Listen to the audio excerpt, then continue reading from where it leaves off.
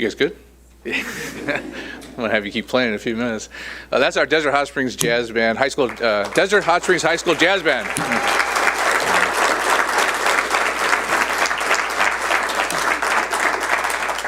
So good afternoon, everybody. My name is Scott Mattis. I'm the mayor of the city of Desert Hot Springs, and behind me is the Desert Hot Springs City Council. And it was brought to my attention by Mayor Pro Tem Roger Nunez that we had a celebrity in the Valley recently playing at Coachella. And we started to do some research, and we found out that DannyLux grew up around here, and he's playing music, and he's becoming very, very, very famous. And we wanted to get him into our city and say how proud we are for everything you've done and where you're going in life. And we really wanted to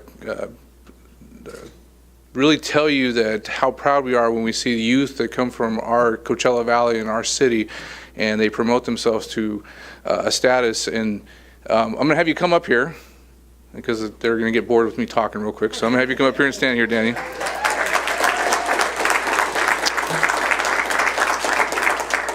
So I had to do some research on DannyLux. Roger had told me about him, and I said, okay, well, I got to figure this out. I'm an 80s kid, rocker kind of guy. So I'm like, well, I like this music. So I started listening to Danny's music, and then I told my daughters, and they were like, oh my God, he's coming. With that said, I listened to your music, and I was really, really impressed, to be honest with you. I don't know a lot of Latin music, but when I started reading a lot of articles on you, I took these, and I was really impressed with these. I'm going to read this a little bit. I like to talk a lot, but I think I'm going to read this because I think this is important for people to know. There was an article that was done in April of this year, and it said, "Meet DannyLux, the Mexican-American singer opening for Coldplay." I was like, wow, you open for Coldplay. That's awesome. It's not every day that an 18-year-old tries to define a revived era of artistry, let alone a genre. Yet DannyLux, the Palm Springs native, is doing it at the plucks of his fingers, striking a chord with cordio. Fantastic! I can't even say all these terms. Finally, Danny, and it goes into the different types of music, and this is where I got really impressed with the articles I saw.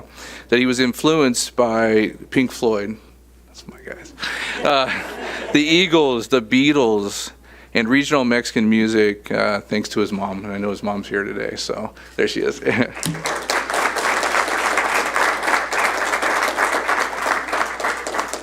But this was really more impressive to me. It was, you can't define Danny, you can't put him in a box.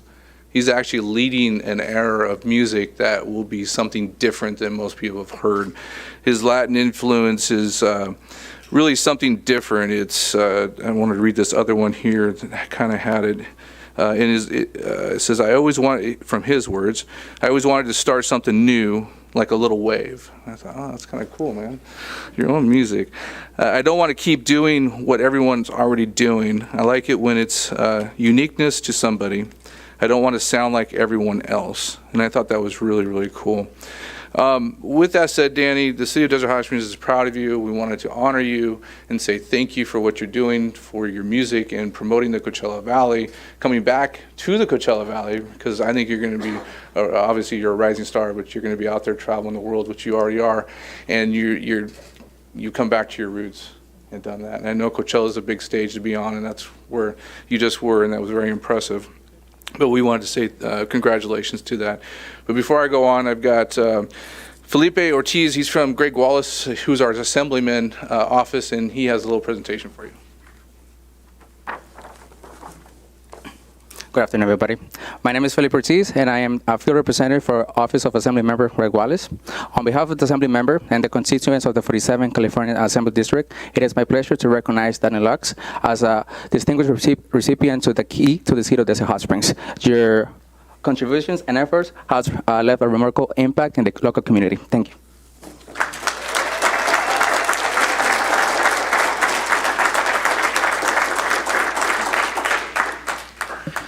And with that said, it's not often that we hand out the keys to the city, but we really want to give you something to memorialize how we feel about you. And even though this won't open up every door in the city, it opens up every heart in our community on what you've done for us. So we'd like to do that.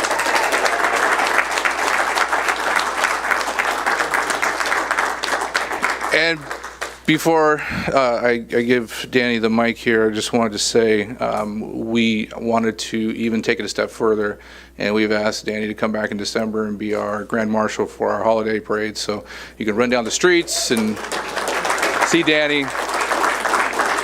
And we have a stage that will be giving awards out and stuff, and maybe just maybe we can convince you and your staff to maybe do something music-wise up there. So. Sí, hola. Gracias a todos los que están aquí presentes. Pues la verdad es un honor estar recibiendo este reconocimiento. Yo creo que, pues más que nada, esta llave es para todos nosotros, los jóvenes de Desert Hot Springs, que puedan ver que pues realmente pueden hacer lo que quieran. No tiene que hacer en la música, pero puede hacer en cualquier trabajo que quieren, hacer lo que quieran hacer, que sí lo pueden lograr.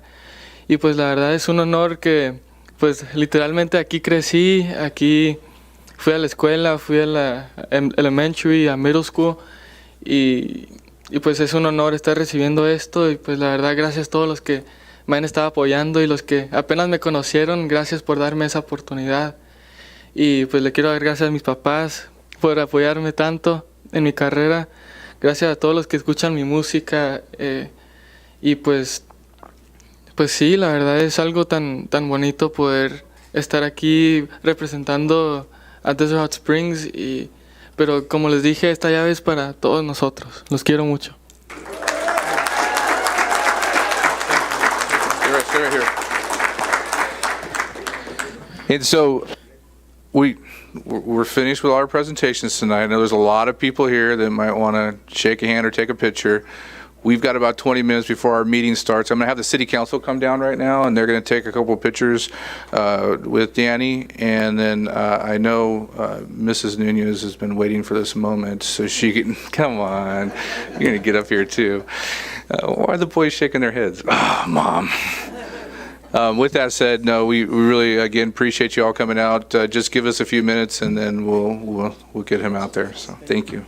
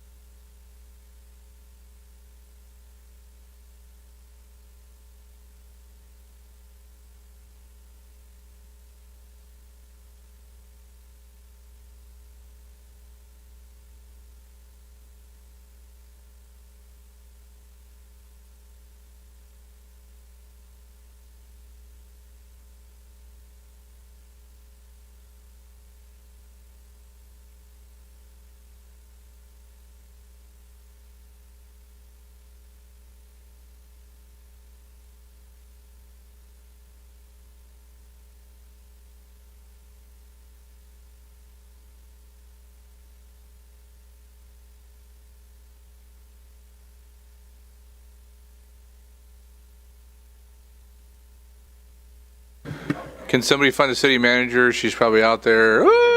Oh, there she is.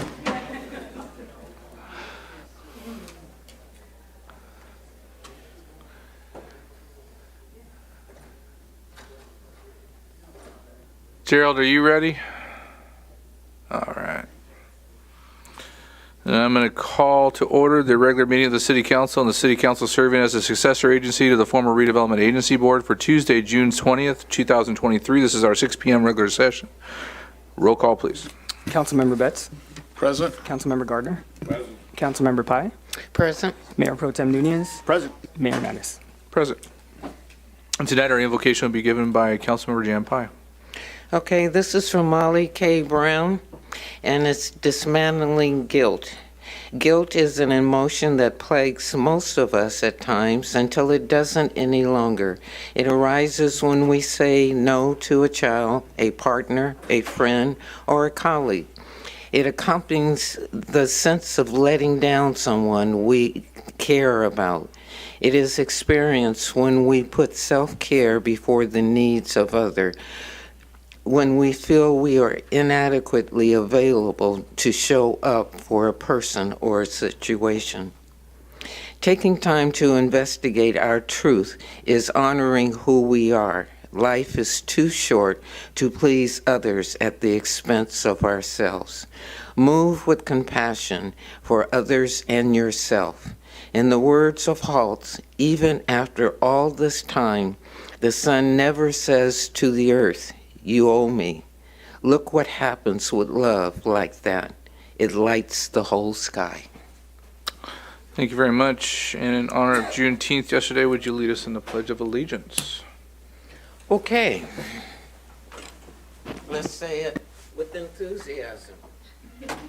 I pledge allegiance to the flag of the United States of America and to the republic for which it stands, one nation, under God, indivisible, with liberty and justice for all.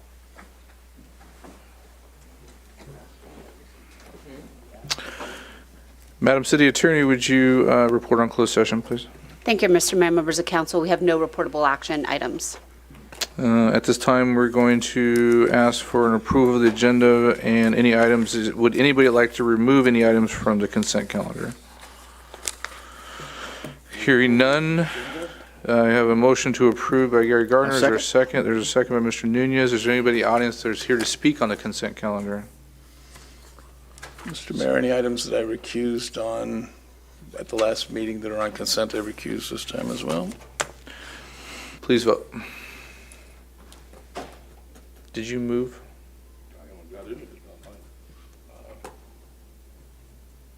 Aye.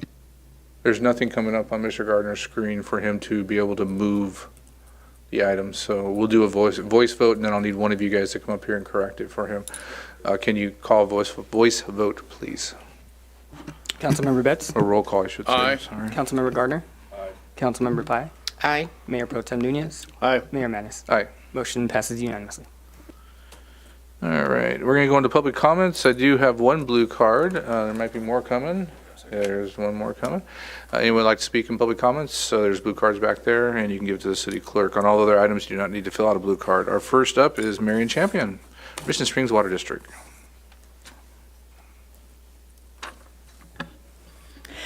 Thank you, Mayor Mattis, and good evening, members of the council. My name is Marian Champion, and I'm the Government Affairs and Public Affairs Manager at Mission Springs Water District. I'm here tonight to provide you with an update on a few of the past and upcoming events the district is hosting. On May 22nd and June 8th, we hosted 2 free utility assistant clinics in our boardroom. Representatives from Riverside Community Action Partnership, the United Way, Food Now, and Desert Valley Disposal were in attendance for on-site program signups and to provide community resources. We promoted the events with paid and unpaid social media posts, flyers, e-blasts, and pre-recorded automated phone calls to all of our customers that were delinquent on their accounts. Through Riverside CAP, income-qualified customers were able to sign up for assistance with their water, electric, and gas bills. For water customers, they were able to qualify for as much as $2,000 if they were past due on their accounts.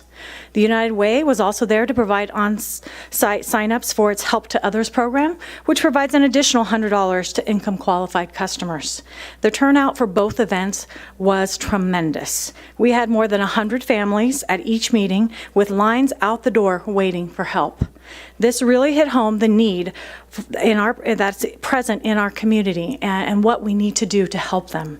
When we do these events again, we are going to be looking to add some more community partners, such as the city, and we're also looking for a larger venue, and we hope that you would be part of that. We are also finishing up our last round of Water 101 classes this Thursday night at the Desert Hot Springs Library between 6 and 7 p.m.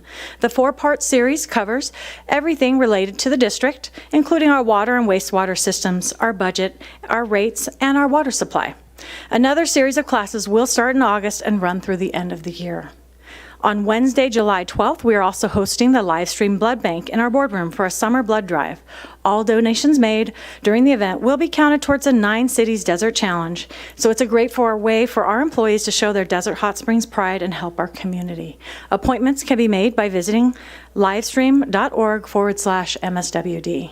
And lastly, on Thursday, July 20th, MSWD is hosting a water efficiency workshop with Master Gardener Bert Boss, who will share his expertise and techniques for growing healthy citrus trees using water-efficient irrigation and landscaping techniques.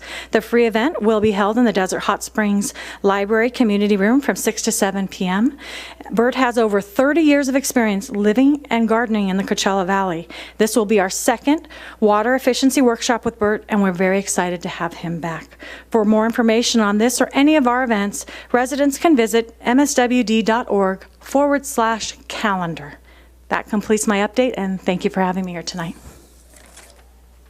That was perfect. You had 1 second left. And I'm sorry that you have to sit between the two directors and keep them peaceful, but you're doing a great job, Marion. Yes. Oh, is that what it is? My last speaker today so far is Tom Owen.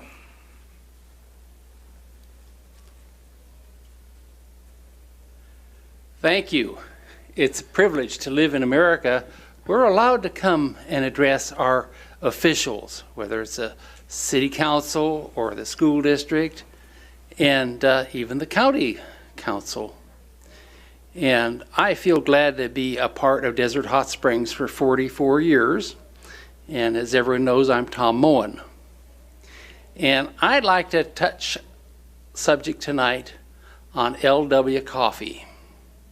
We read a lot about Cabot Yerxa, but LW Coffee was a real estate developer. And he came and visited this area many, many times, knew Cabot, and liked our hot water. And he said, you know, this can be developed and be successful. And he laid out the first city plots to build on. And they started at the corner of Pearson and Palm and ran half mile west, half a mile east, half a mile north, and half a mile south. And those are the Desert Hot Springs cabin sites. And that's the original Desert Hot Springs. And Desert Hot Springs is officially named Desert Hot Springs in 1941 by L.W. Coffee. He donated what was Arroyo Park to the city of Desert Hot Springs. That is his legacy. And I think it's a good idea if we remember our past. That makes our future so much better. We have had many, many people who have taken their own time, their own talents that they could do so much other things with, to serve on our council, to serve on other commissions in this city. And I remember when our police department was formed. My wife complained constantly to me how much time I was taking to help get that going. But you know, she doesn't complain anymore.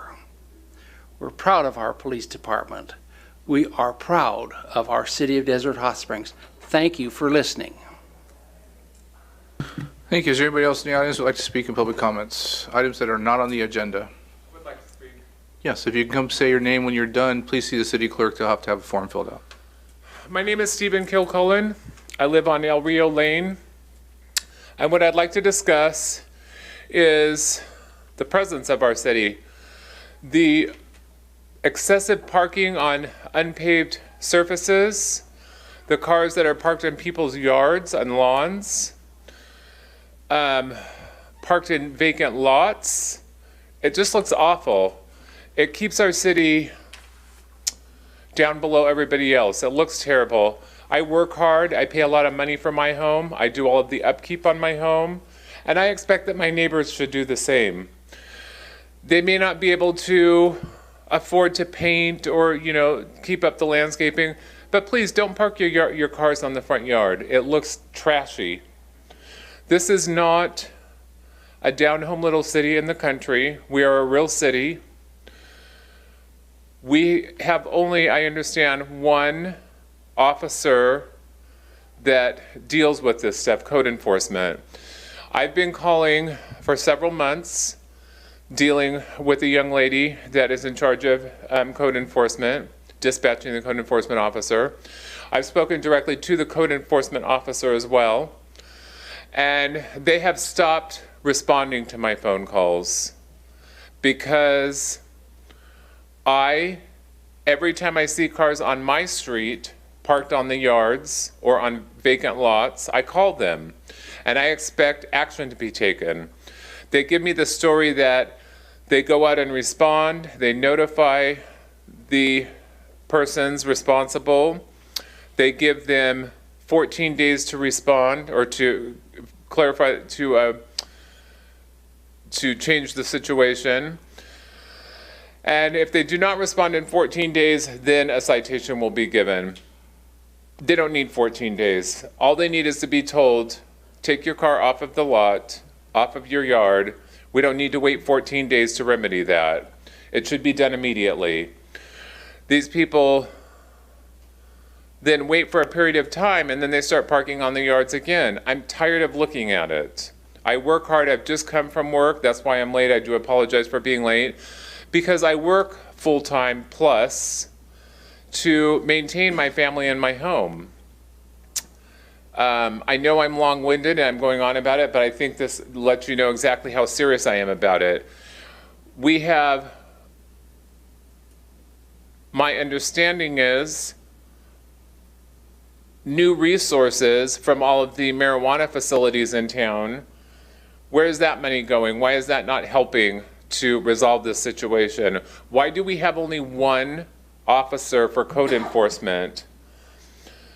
Now, that's only my street. Stephen, unfortunately, your 3 minutes are up, and that's all we can give you at this time. But I'm going to have you reach out with the city clerk. They're going to get your information. We'll get someone in contact with you. I'll be back at the next meeting, continue Sure. for another 3 minutes. You're more than welcome Thank to. you. All right, is there anyone else who would like to speak in public comments? I see nobody else coming forth. We'll close public comments at this point. We'll move to the city manager's report. Madam City Manager? Good evening, Mayor and City Council. Jeffrey Buckheim is going to provide, our Administrative Services Director is going to provide some financial highlights.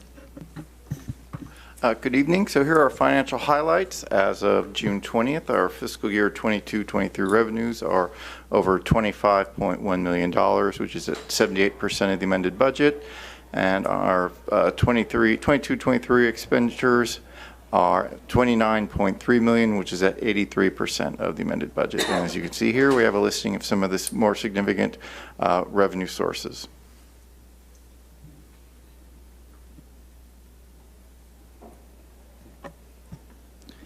That concludes his highlights, and that concludes my reports for the night. We have a long meeting tonight, Madam City Manager. We're going to go to Mayor and Councilmember comments. I am going to request tonight, since we have 17 items on the agenda, that if there's nothing that is pending that you have to disclose tonight, that you try to shorten your comments if you can. I won't be making any comments tonight because we, again, are going to be here over 2 hours, it looks like.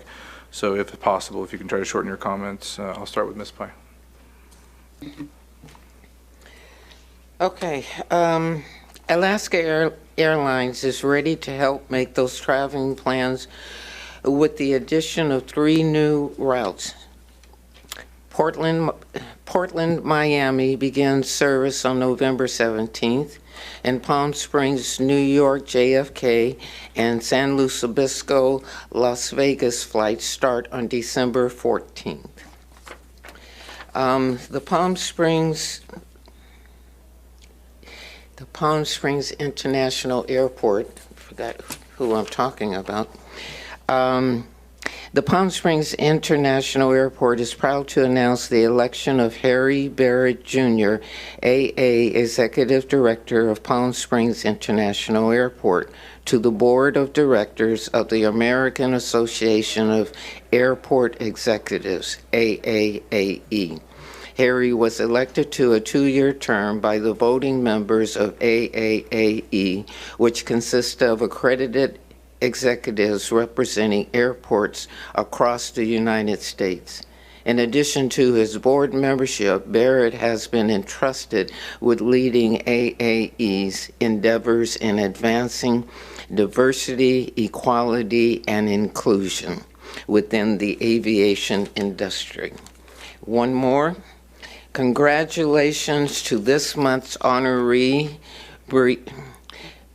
Bremina Nixon Burns, local honoree for Desert Springs Middle School. She was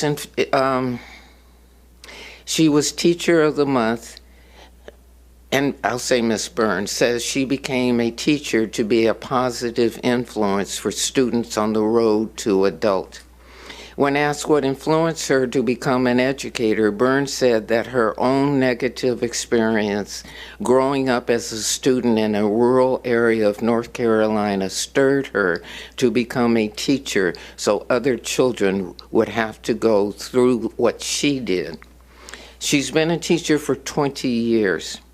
When we look at students as our leaders and decision makers in the future, it becomes an obligation to speak positively into their lives at every encounter on campus. When we start to see them in the future wearing suits and running companies or policing our communities as officers or have their own business, etc., we know that we have a mission and a call to give them tools and positive words experience to help them for their future. She was nominated in a amazing teacher at Desert Sun contest. That concludes my report. Awesome. Mayor Pro Tem? Thank you, Mr. Mayor. The only thing I have is just want to say thank you for tonight's presentation. I think you did an excellent job. I think this is going to be one of many interactions we have with Danny and his people, so thank you. Thank you for bringing it to my attention. Mr. Gardner? Thank you. And he, managed to work in some heavy metal there, too. I can't leave out the 80s rock. Just a couple of quick things, real quick. The Coachella Valley Conservation Commission met. Happy to report that we purchased some additional parcels of land at the mouth of Long Canyon, just east of the city limits. Riverside County right now is doing a feasibility study, of putting in a regional park at the mouth of the canyon with maybe some camping spots, picnic tables, things like that. Been working with Supervisor Perez's office about it. He's very supportive. We should know maybe a little bit more about that later this year while the study is completed. And CVCC and CVMC and others own much of the land already at the mouth of the canyon, so it could be a fantastic regional park and a great addition to Desert Hot Springs, well, technically a few feet outside of the city limits.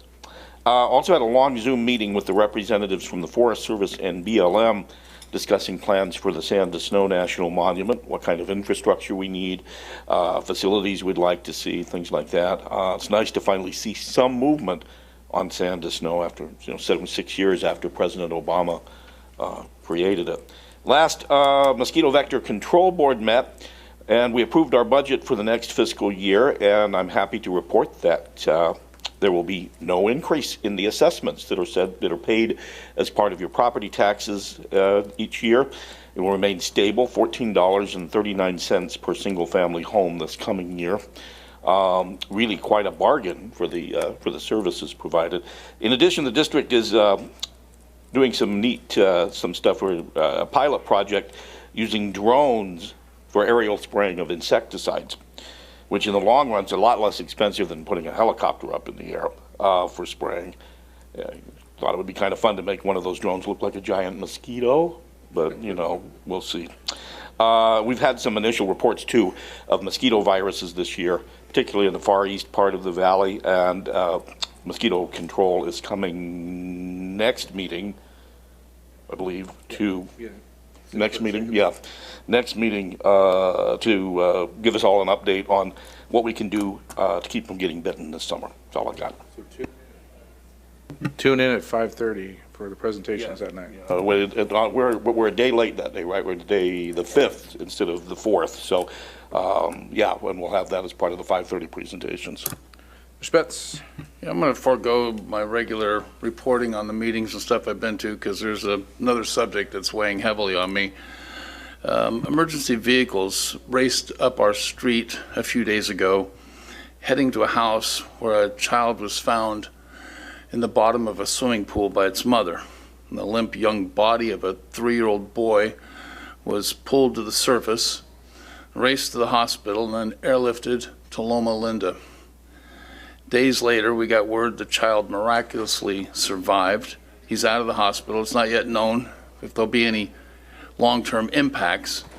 It's only by luck that this child is alive. The hospital workers said, you know, they're calling this little boy a miracle baby that he survived. Now, this occurred at a vacation rental STVR in our city. I don't have all the details, but what is clear is that none of the pool safety measures required by law are in place at this vacation rental. And it could be any child at any time. Incredibly, the very house was rented to a vacationing family only days after this incident. The required safety measures are not installed even after a child nearly lost its life. So I'm calling on the City Council to place on the agenda an immediate moratorium on any vacation rentals that have swimming pools until such time as those pools have been inspected to ensure they meet the California Swimming Pool Safety Code Act and our city ordinances for public safety. Families coming to our city for a stay at an STVR with a swimming pool must have proper swimming pool safeguards in place. Mr. Mayor, that's all I have. Thank you, and I'm going to forego my comments tonight. As I had a couple meetings I attended, but nothing can't wait till the next meeting. Again, we have a very strong agenda tonight, and I want to get through those items. Sometimes we have 17 on our agenda and we get through in an hour. Other times we have 17 and we're done in 3 hours. And I know our staff loves to hang out for hours after hours after hours, but we're going to try to work through these if we can. We'll take breaks as necessary, so thank you. We're going to go into our public hearings to start with. Item number 5 is an urgency interim ordinance of the City Council of the City of Desert Hot Springs adopting a moratorium on an issue of any license, permit, or entitlement that is a use other than the ones listed in this ordinance as Exhibit A for any business located in the subject area near downtown, solely within the zoning district of CG, Commercial General Zone, specifically bounded by First Street to the north, Acoma Avenue to the south, Cactus Drive to the east, and Choya Drive to the west subject area. Before we start this presentation, do you have any recusals, Mr. Betts, on this? Or is this far enough away? I think you asked this question last time, right? I appreciate the question, and I think we're okay on this one. Whenever I hear downtown, I always want to ask. Yeah, I appreciate it. Thank you, sir. With that, we'll move to Mr. Clark. Good evening, Mr. Mayor, members of council. It's hard to follow DannyLux, but I'll give it a try here. On May 16th, 2023, City Council previously heard this item to declare a moratorium on certain types of businesses in the commercial general zone. It's an area just west of the commercial downtown zone, bounded by First Street to the north, Acoma to the south, Cactus to the east, and Choya Drive to the west, as shown on the map. Based on the feedback from City Council, staff revised the list to be less restrictive by restoring some uses within the permitted use table for commercial general. Some of these uses include business support services, offices, both business and professional, financial institutions without a drive-through, medical and dental offices, urgent care facilities, health facilities, convenience stores with no alcohol sales, tutoring and education centers, nurseries and garden centers, and veterinarian services. Just wanted to let you know that the Planning Commission is currently undergoing a comprehensive review of Title 17. We'll talk a little bit about that later. That's the zoning ordinance, and it's considering appropriate land uses within each of the zoning districts. So this work is already underway. It's expected to be completed by fall, after which the recommendations will come to City Council, so it will not take the 22 months that's outlined in the moratorium. It will come to you right after the summer break. So with that, staff does recommend approval of the urgency ordinance of the City Council, adopting a moratorium on the issuance of any license, permit, and title, other than the ones listed as Exhibit A, as we have described as a subject area. And I'm happy to answer any questions you have. I want to say this has to be one of the longest titles we've ever had. So, besides that, is there any questions by the City Council before I open up for public hearing? Just one. Yeah. Can we define traditional housing? In the use chart? Yes. The residential use chart, I'm sorry. Okay. It's transitional housing. Yes. Mr. Mayor, members of council, transitional housing is in fact defined. I think it's in chapter 17.04. We do have a definition for transitional housing. When we were going through all the housing element stuff, it was one of several million, I would say. I was joking a little bit there, but several definitions. Okay. Ms. Pye?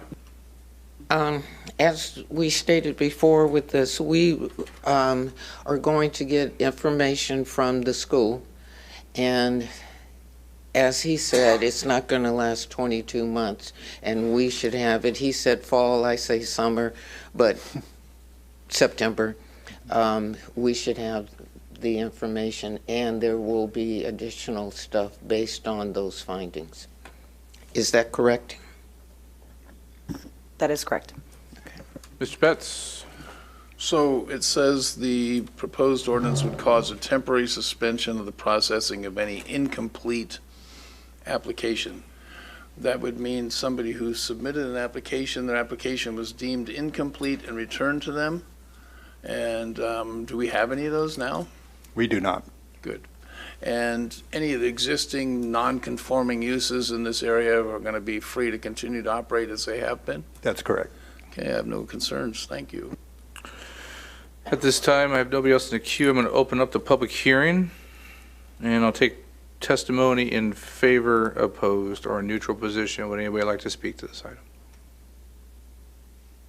See nobody coming forth. I'm going to close the public hearing at this time, and we'll go to City Council discussions and or motion to adopt. Mr. Mayor, I just have a couple ones. So I am sorry.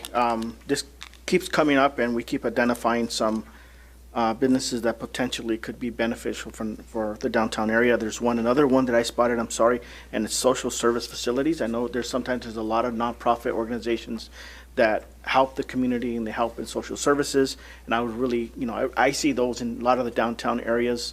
And I just wanted to make sure that this wasn't a part of that. We can correct that one. And then also in the future, when we look at this, that we include mixed-use development in making sure that it's a part of the downtown infrastructure when we look at it. So I just want to make sure that's not left out. Sorry. In the residential use part. So that's it. Got notes? Yes, so with that being said, and we did talk about this today, so for the social service one, so an option would be to make a recommendation to include that use as an allowable use now. That would be okay. The housing situation would be a little bit more challenging. That would be something that we would look at when we come back in the fall. Mr. Betts? So on the mixed use, I agree that that's something we need to look at. You're talking basically apartments above, street level shops and stores, and I think that's a good way for us to go. But you're saying this is going to prevent any of that? So no, yes, it would. However, when we talk about bringing this item forward, currently it's zoned for downtown commercial, which is not, housing is not part of that. But with the land use changes that Travis was referencing, that would be able to be incorporated when we bring that back in the fall. So it would be very temporary that would not be included. How long? Until we bring it back in the fall. Okay, in the fall, okay. No, And, sorry. so, but I think we're okay till then. We're probably not going to get anybody putting apartments above stores in that short of time. And then the other one, the social services, I'm thinking of like a county department office. Is that what you're talking about? I'd say any like social services that even like for instance, Lift to Rise, that want to go in there that offer services to residents. Toldec is a legal nonprofit organization that offers services to residents. I'm talking about more nonprofit that offers Okay, social so if you're talking about nonprofit, fine. And when you're talking about that vision of a county building taking up downtown area and being just a blob that sits there doing, you know, the county buildings downtown generally take up space and don't provide a lot of economic We retail have activity. a social service office within this zone already, so I don't think the county's going to build. I'm just was trying to get clarification, is all. Got it. So I would agree with that. And then this one sure was helped by going back and getting a second look. I had objections before. I don't now. I looked over the list and I'm very much on board, but I'd like to make a motion, Mr. Mayor, if I could. I have nobody else in the queue. Please do. Should we just say a staff recommendation? That or would be wonderful, please. Or I'm going to have Travis do the title because he did it much better than I did. What, this is it, including? And including nonprofits providing social services. And who's going to second it? I'll second. Did you get it on the screen? All right, here comes the moving, here comes the second. Please vote.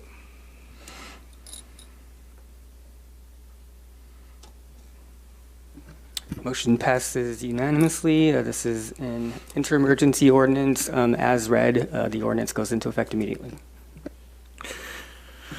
Thank you. We're going to move to item number 6, Landscaping and Lighting Maintenance District Number 1, Levy of Collections and of Assessments for fiscal year 23 through 24. How does the City Council want to handle this? Do we want to handle all these next 3 items together as one, or would you like to handle them individually? Do we have to recuse? Because there's going to be 3 of us that have to. I think there's a first one. The first one's citywide, First one's isn't it? citywide, so we can do that one. The next 2 will be. Is that correct?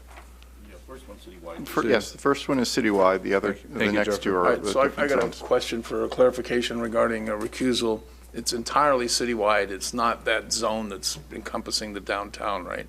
It's both. But it's not specific to that. That just happens to be in the citywide.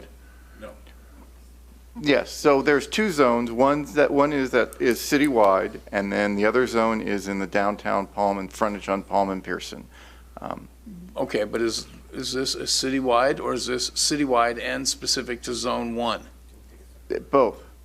It's citywide and that zone, or Okay. zone 2. Okay, it wasn't clear. The reason I asked, I usually look at that pretty carefully. Mr. Mayor, I have to recuse. My wife and I own a hair salon at 12084 Palm Drive, which is within 500 feet of the subject area. I'll have you recuse on this one. I'll have you come back, and then we'll draw straws for the next 2. How about that? Mr. Mayor, are we able to take this take this item separately? You don't need to recuse yourself on this one. So he just asked you because of the way that one zone is. You and I don't. All right, so the items number 6 is Lighting Landscaping Maintenance District Number 1, Levy and Collection of Assessments for fiscal year 23-24. Mr. Buckheim. Yes, thank you. So this is a public hearing to adopt a resolution to levy and collect assessments for the Landscape and Lighting Maintenance District Number 1. This district contains 2 zones, one of which is citywide, the other is the Downtown Business District, frontage on Palm and Pearson. There's a total annual levy of $571,691.94. These funds will be used to maintain and service the city facilities within the city limits. Approval of the resolution require these services to be carried out and the money received to be deposited into a separate fund. Staff recommends the adoption of a resolution approving the levy and collection of assessments for District 1. Is there anybody in the queue that would like to speak? Go ahead, Mr. Gardner. Thank you. No, this is an annual. We do this all the time. What is distressing, and I share the concerns, I think, with the rest of the council, is that we're currently not assessing enough to cover what this district costs.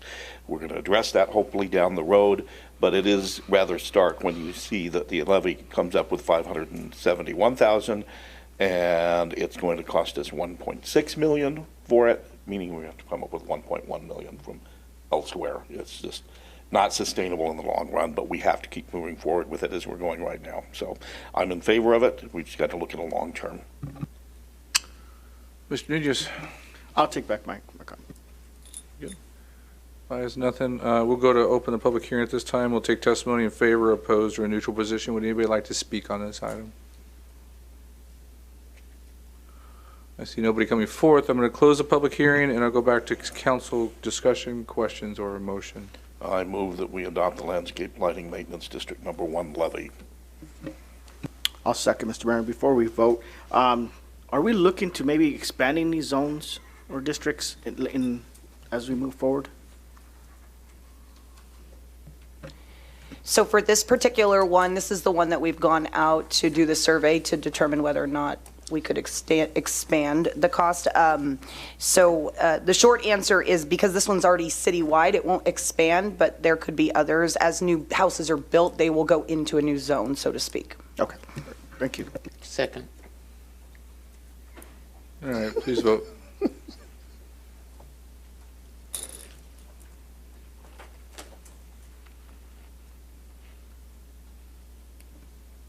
Motion passes unanimously.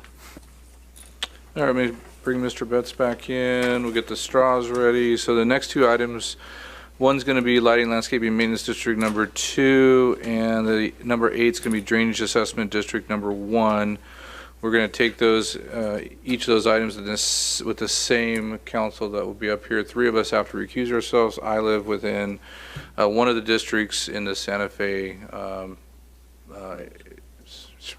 Springs HOA. I don't even know where I live, which is at the north end of the city. And Mr. Nunez lives in Ranchadoro. And I live in Sunset Springs. And you live in Sunset Springs. And there's long straw, short straws? Long straw stays.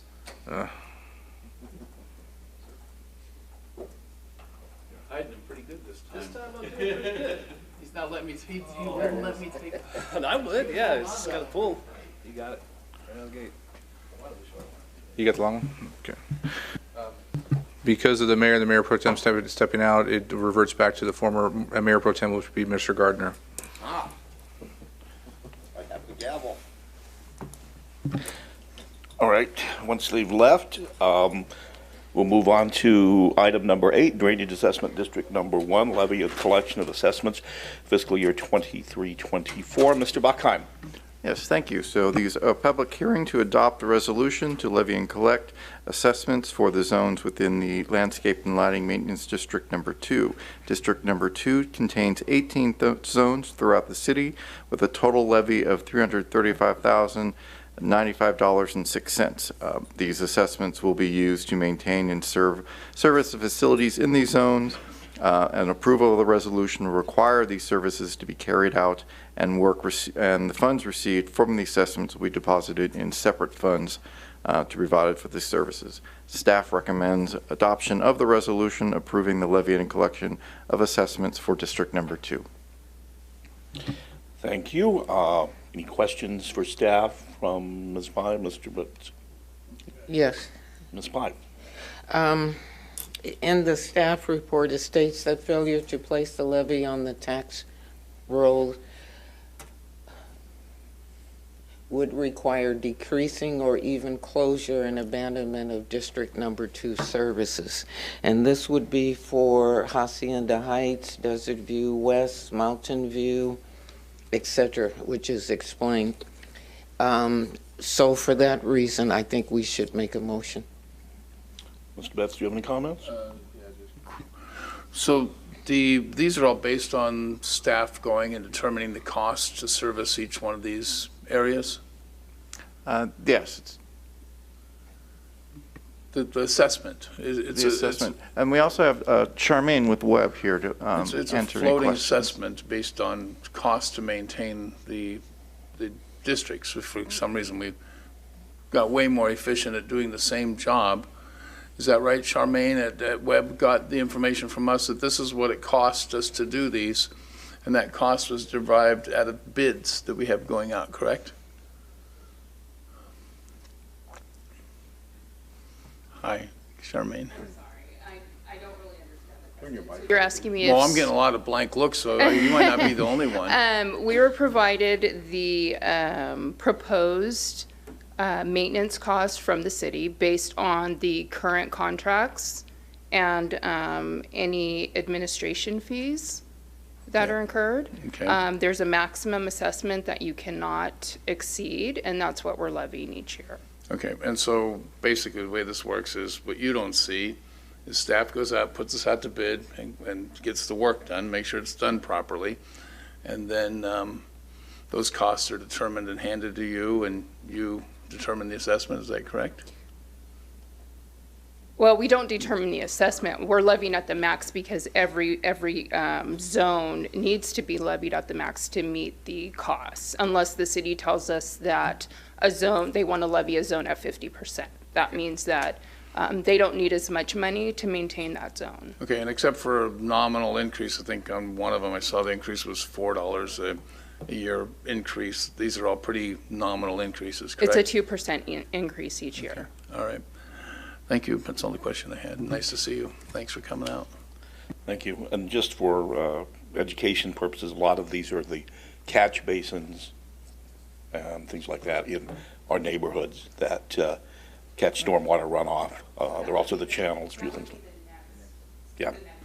This is landscape. The next agenda item is drainage. This is landscaping only. Oh, you're right. Landscape I'm sorry. lighting. Thank you. So, all right. Well, we will entertain a motion then on number 8. Number 7 or number 8? What are we on number 7? We didn't know we're on number 8. No, this is number 7. Is it? Thank you. You're right. I move staff recommendation. Mr. Mayor, Pro Tem members of council, forgive me if I misheard. We need to open up the public hearing just in You're case right. there's anybody here. Do you there is have anybody- any testimony from the public? Seeing none, then we'll entertain a motion again, Ms. Pye. Yes. Are you seconding it? No, you can second. All right. Well, I'm going to vote no. So.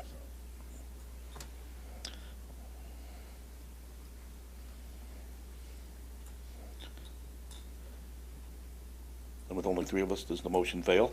Motion passes with Councilmember Betts opposed. All right.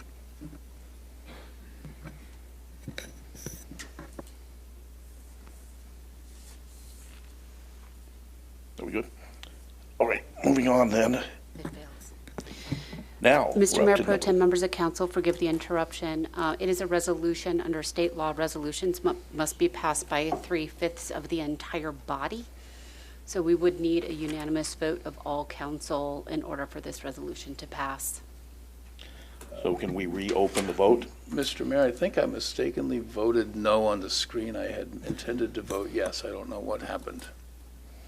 Do we need to reopen it, Mr. City Clerk? All right, so Mr. Betts changes his vote to yes.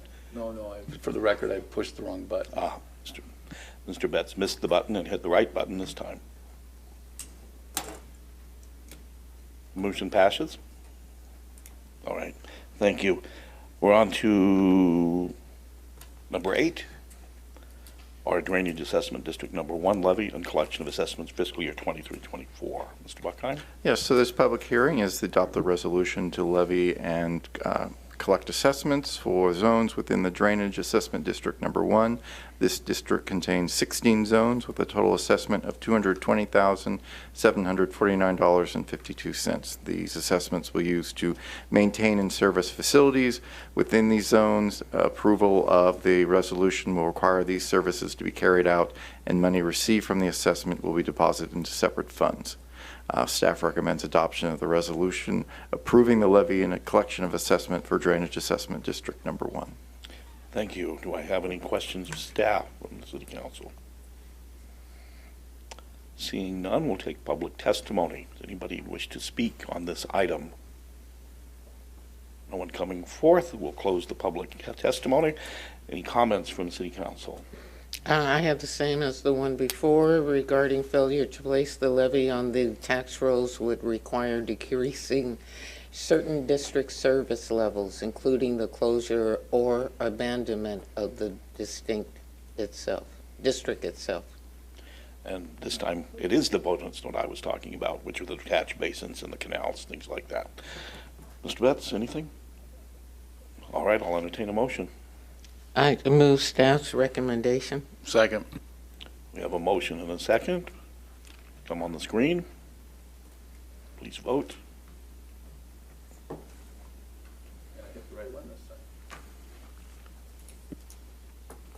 Motion passes unanimously. Thank you. Can we bring back in the rest of the crew?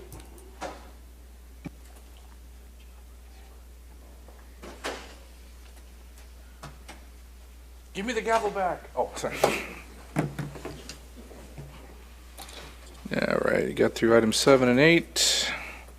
Move on to item number 9, an ordinance amending various chapters of Title 17 zoning ordinance including Chapter 17.74, Administrative Conditional Use Permits, Chapter 17.76, Conditional Use Permits, Chapter 17.8, Design Review, Chapter 17.92, Development Permits, Chapter 17.107, Hearings and Appeals, Chapter 17.124, Nonconforming Structures and Uses, and Chapter 17.136, Temporary Use Permits. Mr. Clark. Another long title there, Mr. Mayor. But we've been busy. Yes.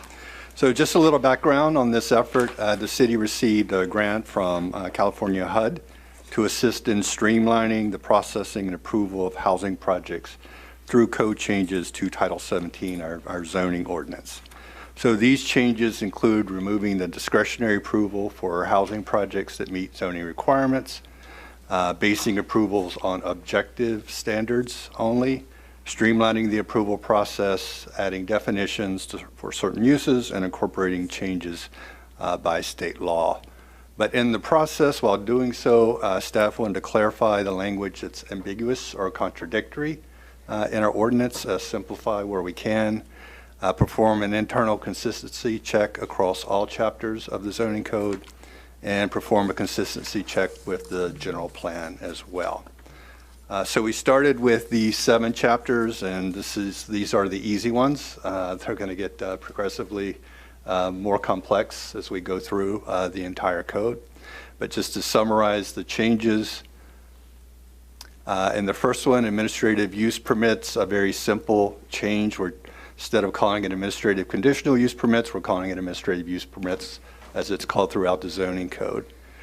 We've better defined the 5 years of approval. That includes the initial approval of 2 years and 3 years of additional approvals in 1-year increments. So that was already in the chapter. It was separated. We consolidated and clarified the language there. We also added the requirement that the AUP becomes null and void if not operational within 5 years. Again, that was in there. The new addition is we added the requirement that the AUP should not be granted if their underlying property has been issued a code violation or notice to abate unless the AUP is to remedy the code violation. And just for reference, AUPs, that's at the staff level approval. An example would be a small recycling facility. On conditional use permits, really the same changes as we go through, same changes specifying maximum approval time of 5 years as above. Same changes, same language specifying the CUP becomes null and void if not operational 5 years, and same language as above, remedy the code violations, and the rest of the work was just simplifying the repetitive language that are in the findings.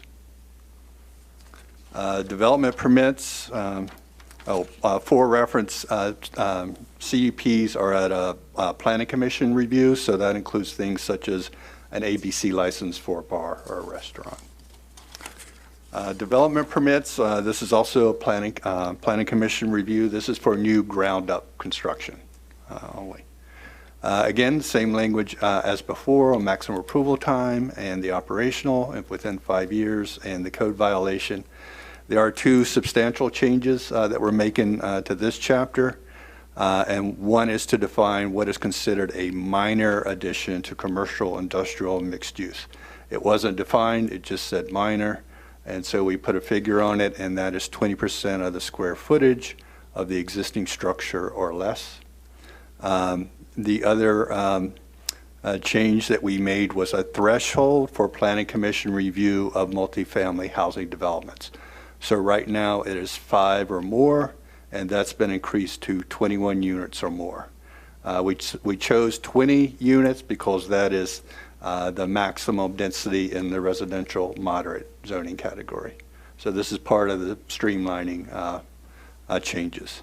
And we simplified, again, the repetitive language and the findings.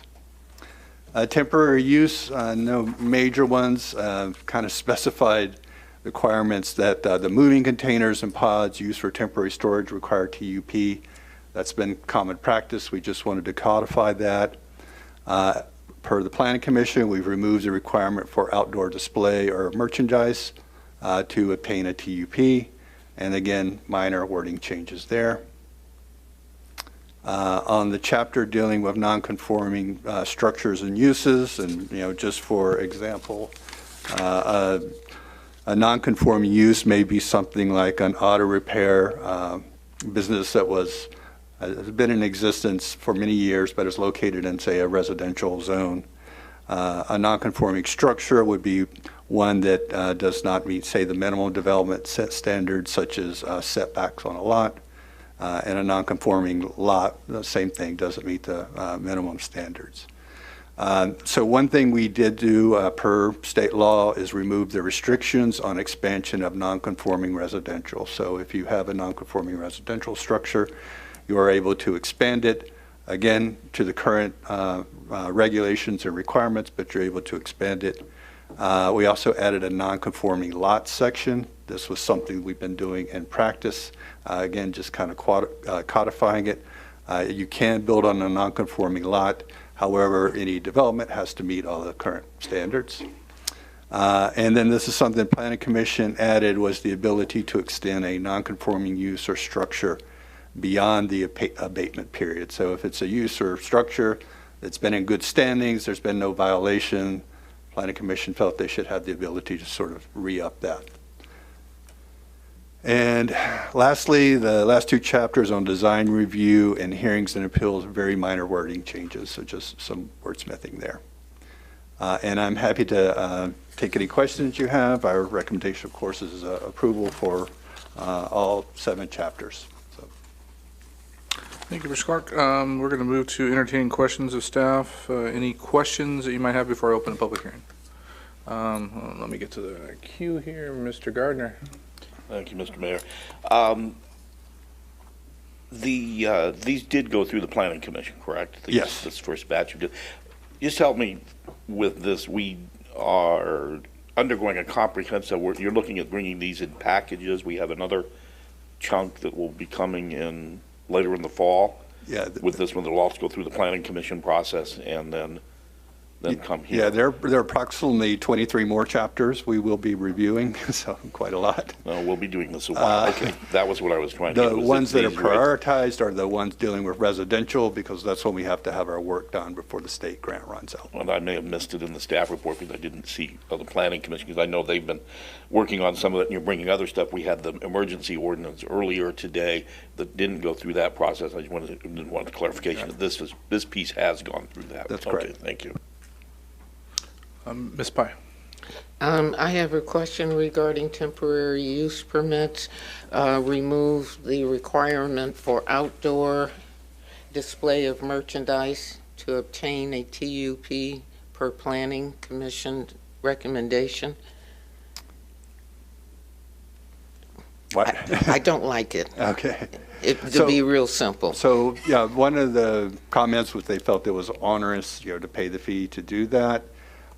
One way to handle this is, rather than require a fee, is we could write in the commercial section certain common sense, what I call regulations about outdoor display. So it's allowed, but there are certain limitations, such as you can't block the path of travel, those types of things. So we can still include certain requirements and regulations. It would just be written In the chapter dealing with commercial uses, it wouldn't be a permit. But this is a policy decision of the council. But could this have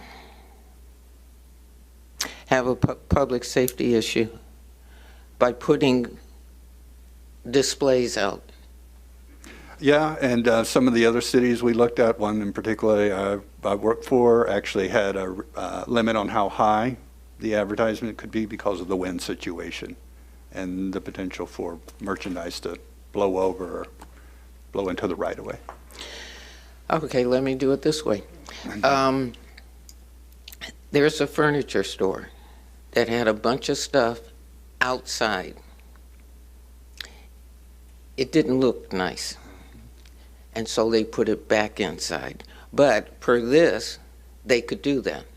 They could do that, and again, if we were to write regulations governing it, what we would likely include is that any merchandise would have to be brought back in the evening, so that you didn't have that situation where the merchandise was out all the time. Okay, and I'm gonna try one more time. If there's a clothing store that has stuff outside, would that cause a public safety issue? I think it depends on how well it's fixed down and not able to blow around in the winds that we have here. Okay, I'm done, but we can change this if we have to. Well, if you were to remove that or add back in the permit, now would be the time to do it. If you want to leave it as is, then we can write certain regulations in the commercial chapter. I'll see what the rest of the council wants to do. Mr. Betts? Well, I don't have questions. I have comments after the public, when we open the public hearing, right? Yep. This public hearing? I haven't opened a public hearing yet, no. So I'll just save my comments for after that. Okay. Mr. Gardner? Ms. Pye brings up a valid point, and a quick question on that too, a follow up with what she was saying. Would this impact the vendors who are handing out free telephones and things? No. They would still have to go through the TUP process. They would still have to go through the CUP process, Correct. but they're setting up on sidewalks and things right now. That's correct. But they would still have to get a permit. They'd still have to get a permit to do that.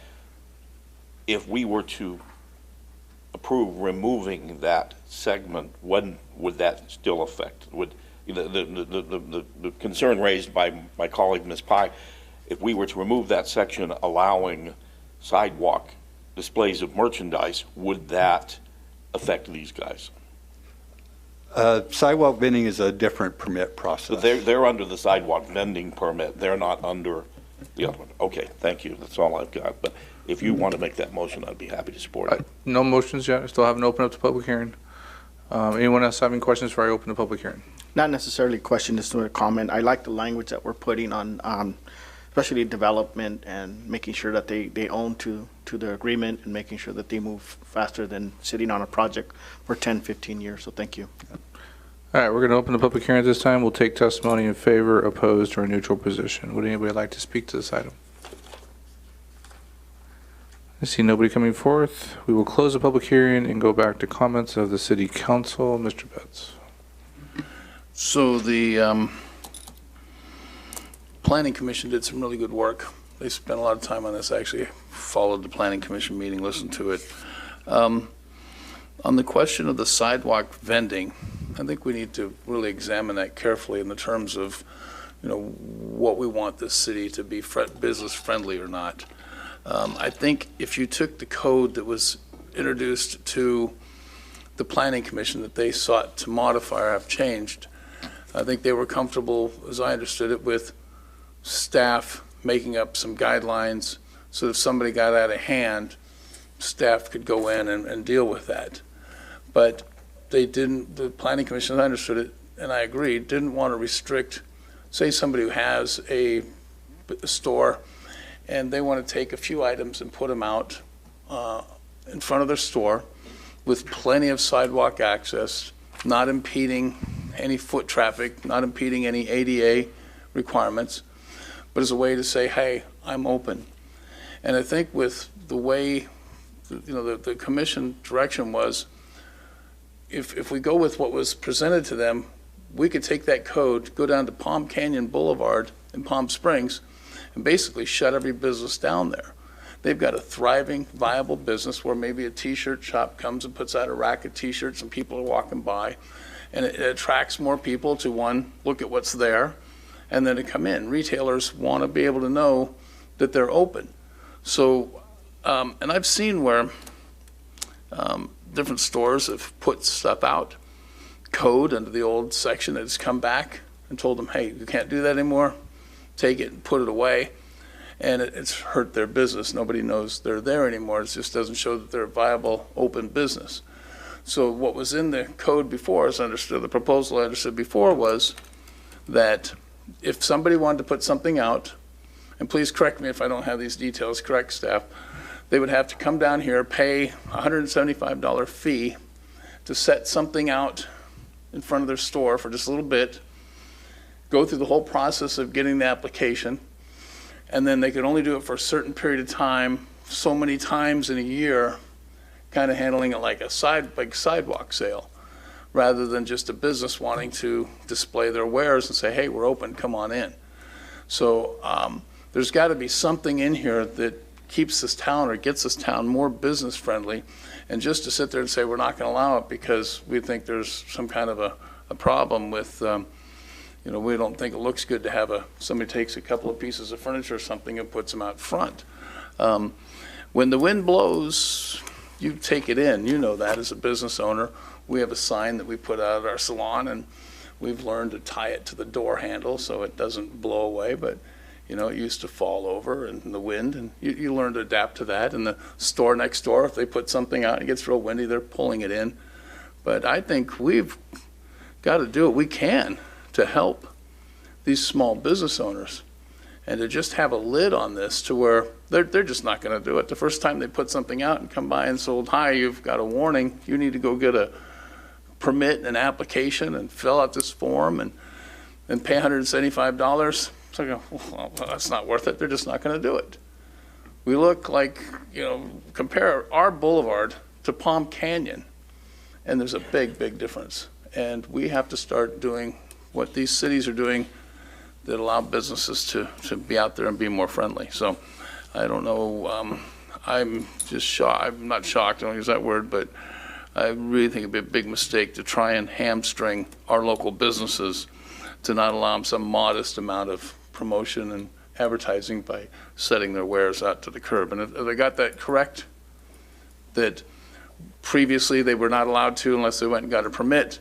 Yeah, I have to go get a permit. It was $175, is that correct? That's correct. And the way the language says, it's actually in the red line version of the chapter. It says outdoor display and sales of merchandise within commercial land use districts is limited to 2 events per calendar year, not to exceed 4 consecutive days each, including only merchandise customarily sold by the premises.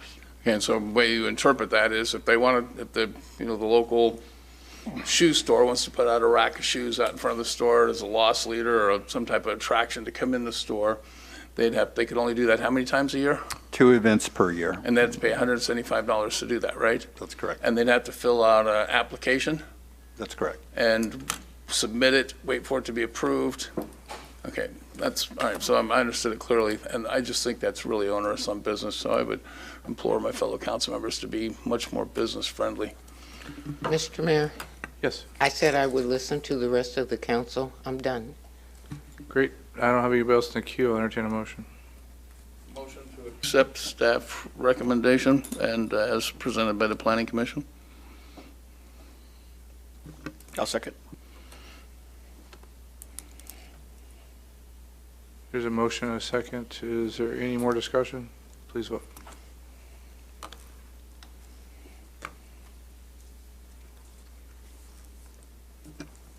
Motion passes unanimously. This is the first reading of an ordinance of the City Council of the City of Desert Hot Springs amending various chapters of Title 17 zoning ordinance, including Chapter 17.74, Administrative Conditional Use Permits, Chapter 17.76, Conditional Use Permits, Chapter 17.80, Design Review, Chapter 17.92, Development Permits, Chapter 17.104, Hearings and Appeals, Chapter 17.124, Non-Conforming Structures and Uses, and Chapter 17.136, Temporary Use Permits. The ordinance will come back for second reading on July 5th. Great. We're going to move to the administrative calendar. Item number 10 is audited financial statements for fiscal year 21-22. Mr. Buckheim. Yes, thank you. So these are the audited financial. Here's some highlights from the audited financial statements for fiscal year ended June 30th, 2022. For the city's net position, for fiscal year ending 2021, it was over 57 million. Ending of 22, it was over 60.9 million, which is a change of $3.6 million. Program, we have the change of the net position change of 3.6 million, with the program revenues of 19.3 million, expenses of 34.7 million, which would be a net cost of services of 15.8 million, and general revenues, which would be such as the taxes, was at 18.9 million. As you can see, for costs of services related to tax revenues, our percentage has decreased 83%. Our cost of services was 15.3 million, tax revenues of 18.4 million. So the ratio decreased, meaning that our costs of services are no longer relying so much on tax revenues. Fund balance for the general fund and public safety fund, that increased from 2021 by 13.1 million to $13.6 million in 2022. As you see, we have 455,000 restricted in the general fund and 11.1 million committed and 1.7 million assigned.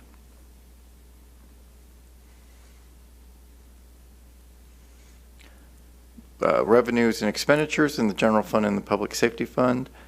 We have 21.6 million in general fund, 6.2 million public safety, a total of 27.8 million, which is compared to 25.6 in 2021.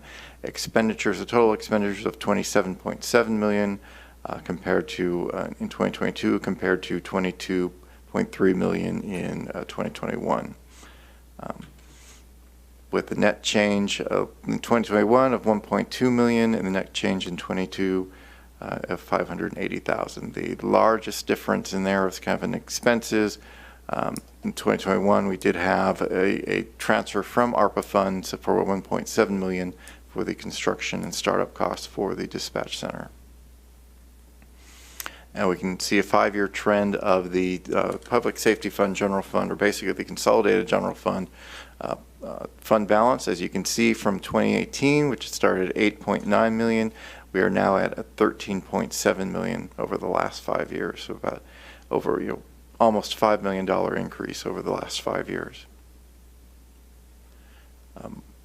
As some other parts of those, our city's pension liability for the CalPERS safety program in 2021, we only had a funding ratio of 72%. We increased our net pension liability, our funding ratio of our assets over liabilities to 84%. So our net pension liability actually dropped. And then the same has happened for the miscellaneous plan, went from 75% funded to 88% funded. And so for the audit results, we had an unmodified opinion, which means that our financial statements are fairly presented in material respects. We've been significant accounting policies were consistently implied. Any estimates we used were reasonable. We do not have any material weaknesses or significant deficiencies in our internal controls. We did have one finding, the housing compliance finding, which the annual housing element update report was not filed by April 1st, 2022. Staff has addressed that, and so the annual housing element update report for this past year was filed by April 1st, 2023. Our year-end closing was delayed due to our new financial system implementation, where we had some data corruption issues and then staff turnover in the finance department. So we have available here for any questions. Unfortunately, our auditors could not be here tonight, so I can be here. I am here to answer any questions. Perfect. We'll do public comments first. Anybody would like to speak on this item? See nobody coming forth. We'll close public comments, and I'll go to council member comments. I have nobody in the queue. Well, no, it doesn't. Is it receiving file? I know, but I'm just saying, I still would like you to go in the queue so I can call on you. I need to reset my queue, Mr. Soriano, Mr. Betts. Thank you.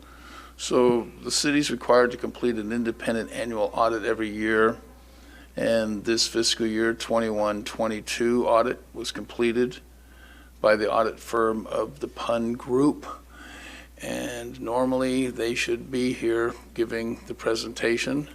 While I don't doubt that our finance director has given us an accurate view of what they say, there's still the formality and the process that has to be followed, and they should be here.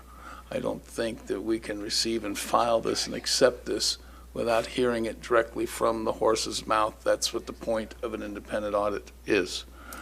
So, Mr. Mayor, I'd like to continue this to a point in time in which the Pun Group can be here to properly make this presentation to the council so that we can hear from them that they've come to an unmodified opinion. And I don't particularly enjoy hearing the auditors all the time. It can get to be long and drawn out, but it's a formality that we really should pay attention to. Is there a reason why they weren't here?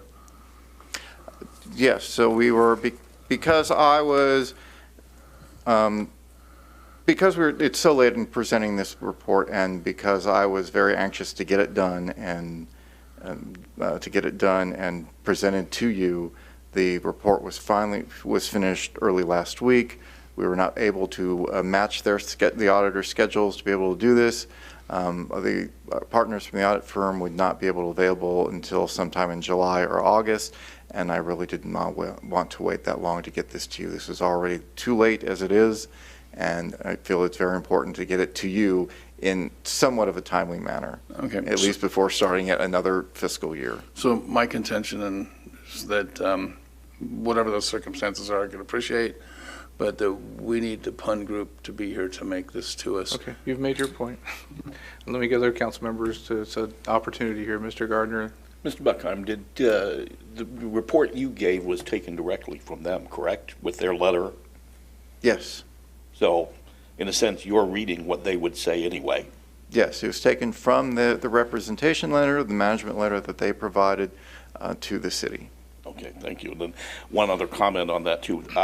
Our financial position is actually looking quite well, and I was very happy to see the changes in the pension liability portion particularly. That looks really good, and I think that it speaks well to the fiscal management of this council and of our staff. So that's all I've got. The system's not working anymore, so we'll just have to go back to our old system. Ms. Pye and then Mr. News. Yes, we were offered to meet with the Pun Group if we wanted to prior to this meeting. It was because of when you talked about it coming in late. It should have been in March, but the director of community service was not here yet, and this was a reason for the delay. Current management was not here during that time, but in the meantime, that has been corrected, and the next one will be in March. It won't be at this point in time. Yes, so for the housing element report, that report was late in 2022. It was submitted after May 2022. The next annual one for 2023 was presented to council and submitted to HCD by April 1st. So that was that issue, that finding the city has corrected. Okay. Mr. Nunez? I'll reserve my comments. The only comment I'm going to make is I don't meet with the auditing group, and the reason for that is that we're the policy-making body that they report to with these findings. So I don't think it's, when you do an audit, whether it's in government or business, my values are values. lost for words tonight. My process is, as the person that's getting the report, there's no reason why I should participate in the report. Why it's odd to, not odd to me, but why they ask the city council to participate is because we actually are paid employees of the city with the small stipends that we get to be on the city council. So it's kind of a catch-22 when it comes to that. I'm not concerned that they're not here tonight. I have full faith that our administrative services director can read the reports. I work in the HOA world. They all have to have audits with their books. And as the managers of 3 HOAs, we read the auditing report. We don't have the auditors in the room. We might have saved a few bucks for them not coming out tonight, so I'm good with that. So I'm not too concerned. I understand your concerns, Mr. Betts, and I think the rest of the council doesn't have the concerns, so hopefully we can move on. Yes, I understand you have a comment. Go ahead. I'm in the queue. You're up. Thanks. So the reason that it's actually the city council that's contracting the auditor services to provide watch over city staff and make sure that what's being provided to us is correct and accurate. It's an independent third-party review that we, sitting here essentially as the board of directors, are imposing on our operations. They obviously facilitate the process. They meet with them, they show them everything, they open up their books to them, and they cooperate with them. But we're the ones that select the auditor, we're the ones that put them in place, and when we call and talk to them, the questions typically will be, do you see anything that we should be looking at? And I was a little surprised that I hadn't heard from them, so I asked for an appointment with them, and my meeting with the PUN group is tomorrow at 1 o'clock. So, by phone.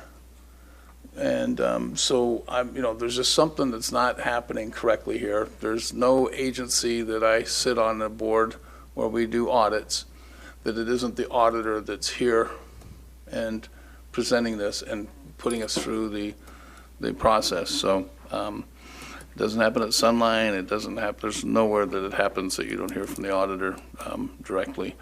So anyhow, is this Mr. Mayor, am I correct? This is a receive and file? Or That are we is voting on? correct, and you've made a request to continue the item. I don't say, you can make a motion to continue the item if you like. Okay, I'm just asking, is this a receive and file? It is a receive and file for the second time, yes.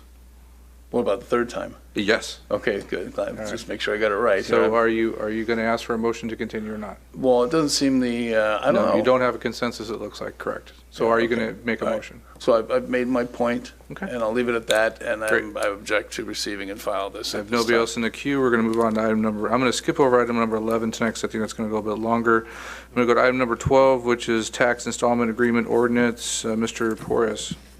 Thank you, Mr. Mayor, members of the council. This item is regarding tax installment ordinance that the city is proposing. The cannabis industry has recently experienced a lag in growth in some cases, and in some cases has had negative impacts on existing businesses. Construction costs, significant decrease in wholesale flower prices, the illicit market, and more are placing added financial burden on operators. The financial burden for some operators has proven to be too excessive, and some cannabis businesses have recently closed, and in other cases, some businesses have fallen behind on their tax obligation to the city. In similar cases, some hotel operators may also experience financial burden and start to fall behind on their transient occupancy tax obligation to the city. Staff is proposing an ordinance that will allow the city manager to negotiate a tax installment agreement with individual operators. This will help make sure their businesses do not close and at the same time make sure their obligations are paid to the city. The proposed ordinance will not waive any tax obligations to the city. It merely gives authority for the city manager to enter into agreements with these operators so they can do tax installments of their previously obligated tax obligations from their business. And this is cannabis industry and the transient occupancy taxes. I'll gladly answer any questions, and the proposed ordinance is one of the attachments. Thank you. Do we have anybody that would like to speak to this item? We'll close public comments, and I have Mr. Betts in the queue. How far out can the agreement be worked out? 100 years, 10 years, does it specify? It does not specify. So what you think would be a reasonable, Yeah, it would be something reasonable. what would you think would be a reasonable number? I think that should be included. So we've had We're obviously going to go with the ones that are most recent, try to get those before the businesses goes out, but there is some businesses that are falling behind, maybe a couple years, 3 years. We'll definitely try to work with those as much as we possibly can. So somebody pays current on their current taxes, but is working out the Yes. arrearage by making payments over, say, what, 3 years? It depends on the amount, yes. Okay, well, I'm all in favor of doing this. I can see that it's a good move. I just don't want it to be open-ended where maybe the city manager says, well, heck, I'll give you 100 years to pay this. And I don't think that'd happen, but there's no sense, that's why I'm asking you, can you give us a recommendation on how many years you think would not, tie you up too much, but at least put some type of limit on it? So the tax obligations can range from $500 to maybe $1 million, so it's very difficult to set a certain time Would it be limit on okay if that. we put 5 years? No longer than a 5-year agreement, and beyond that, some other steps have to take place? Sure, council can decide whatever you like. Yeah, I would think it'd be prudent to at least put some type of time limit on it. Mr. Nunez. Danny, the only comment I have is how long is this agreement for? Are we going to continue to have this, have the city manager negotiate obviously for previous taxes, but in the future, are we looking, down the road, or is this going to be per tax roll? Yeah, this will be similar to all their agreements that have, the city manager has authority to sign, so. But I think he's asking, is the ordinance, full-time ordinance, not a temporary ordinance? This will go Yes, into effect full-time and it'll be a ordinance, new correct. ordinance, so they'll have going forward powers also. Yes. Until we change it. Do we feel comfortable putting a time limit on it, or if we want to leave it open? So that's the only thing I would ask the council. All right, I got nobody else in the queue. Make a motion. Fine. Go ahead. Approve staff recommendation, but placing a limit on the amount of years an agreement can be to 5 years. There's a motion. Is there a second? Asking for a second twice. The motion dies. I'll entertain a new motion. I move we adopt the staff recommendations. Wait for it coming on the screen. Is there a second to that motion?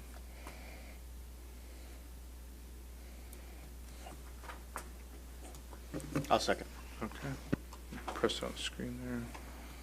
Is there any more discussion? I don't have my queue up. Is there anybody else in the queue? All right, please vote.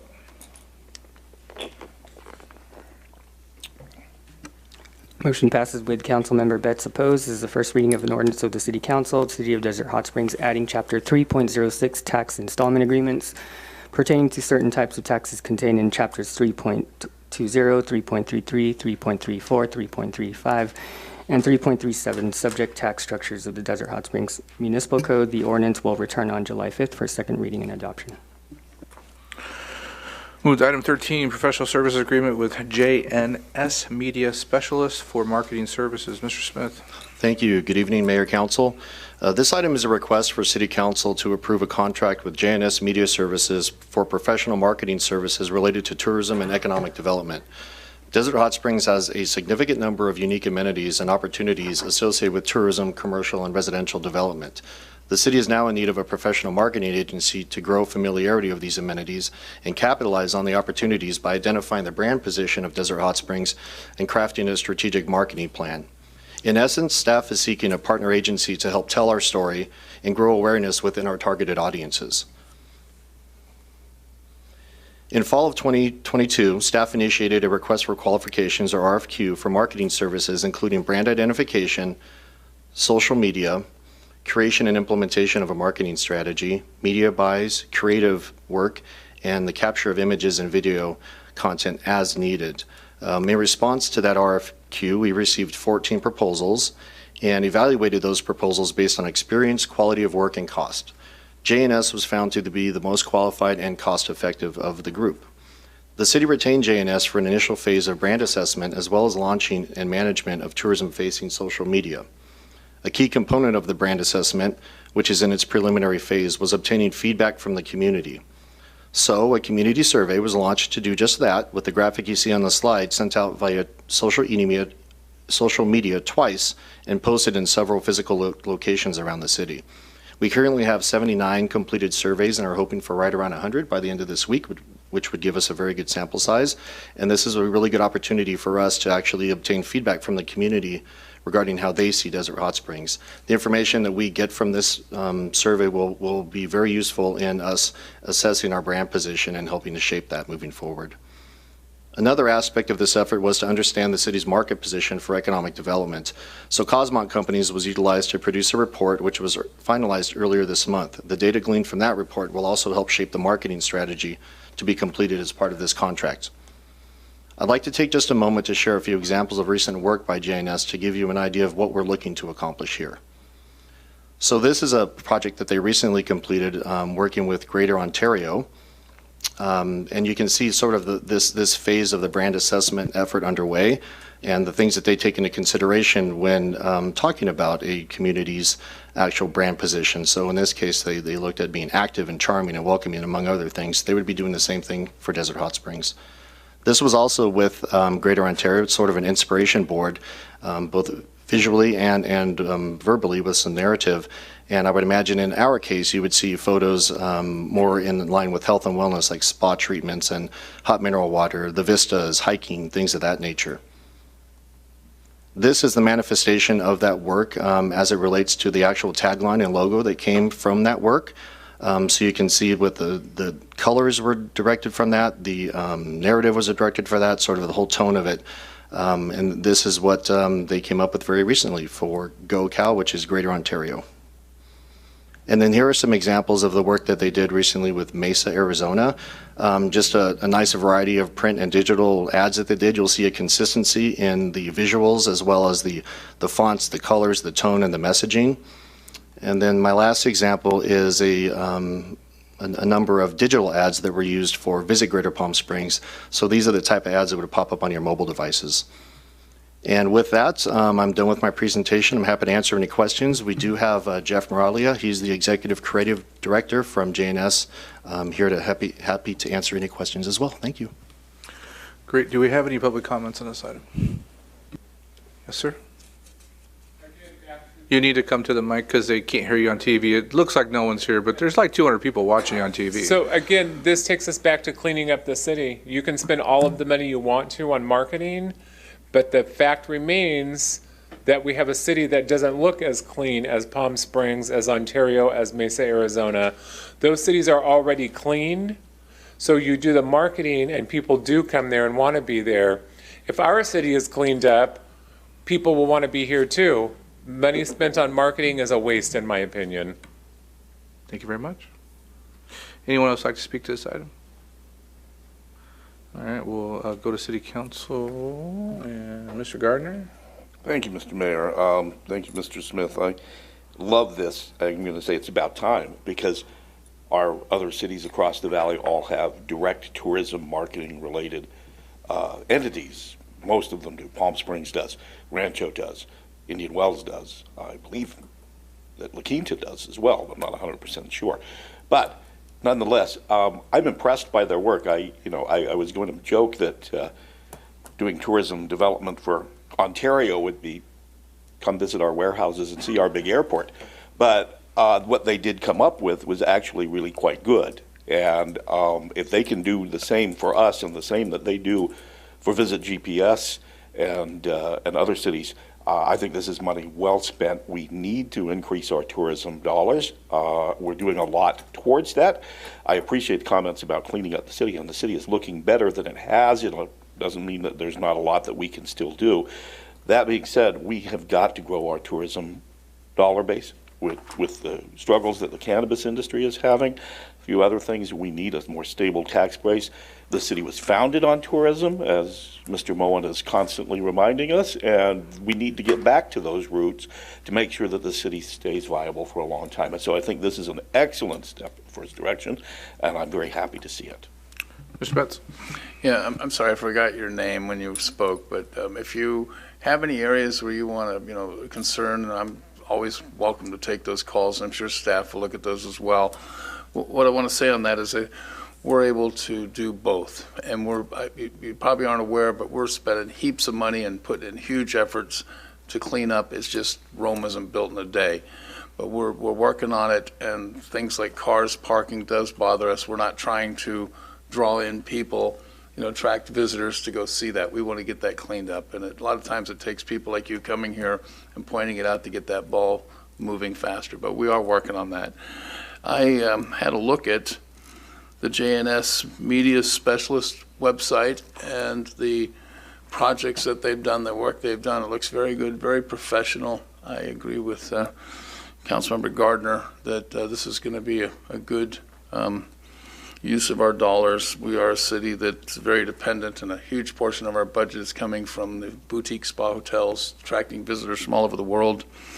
If I could interject one point, I was really impressed with a ad campaign by Visalia, and I didn't see that ad campaign up in Visalia. I saw it here, and it got me to go to the big Sequoia Redwoods, and it was so effective that I thought Visalia was just a short drive to the Redwoods. It turned out it's an hour away. But I just want to take a look and make sure that if we're working on our marketing that we're, like they do down at CVB, is that what they call it now, where the ad impressions are where people live who we want to come here, and not just billboards all over our city. So if I could put that plug out there now at this time, in which I would enthusiastically vote yes on this and make a motion if it's the time or whenever it's time, Mr. Mayor. I got more in the queue. Mr. Nunez? Thank you, Mr. Mayor. Mr. Smith, the only thing, a question I have is, so this contract's for $50,000. Can you tell me what the previous contract we had with the company did this before, how much that was?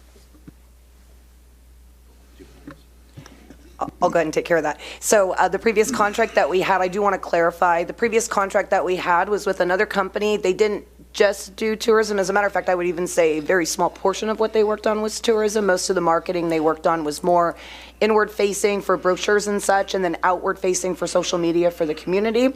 So what we've decided to do is split those contracts up. So $50,000 for JNS, which is before you tonight.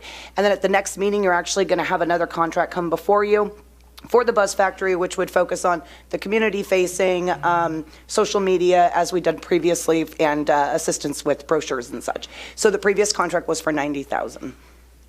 Thank you.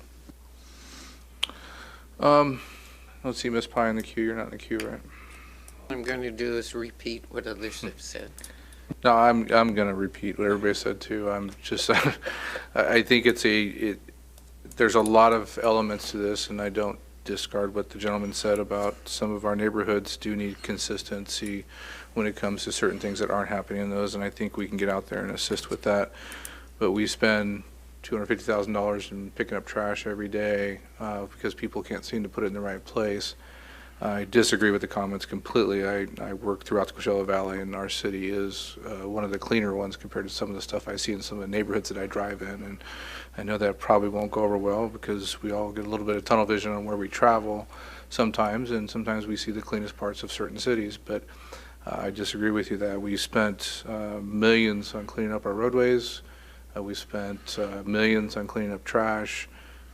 I'm not going to turn a blind eye to the fact that we have our problems. We do. And we'll continue to do that, but this council and the last council have been very proactive on making sure that we take those concerns when public come to us and make sure it happens. But on the flip side of that, when it comes to marketing, Jeff's done a fantastic job and working with Greater, what is it now, CVB? Visit Greater Palm Springs. They keep changing their name on me. But when I was on the board there, he did a fantastic job, and all the ads and everything that was going on there. It's just, I can see this being a real positive towards our future and marketing our city. We have to put money back into our community because of the TOT revenue that we receive from our hoteliers that are upwards of over $3 million. So taking $50,000 of that and putting it back into marketing our hotels, I think is a great deal. And what they've accomplished with how they've marketed is going to be, I think, a real positive for our community. And the more tax dollars we get, the more we can put on the streets to take those cars off of driveway or off of yards and front yards and people throwing trash out. So I full-heartedly support this. I will, Mr. Betts, you back in. I just want to make a motion. Go ahead. Motion to approve a professional services agreement with JNS Media Specialist for outward marketing services. Mr. Betts is going to motion. Mr. Gardner is going to second. Is there any more discussion? Please vote.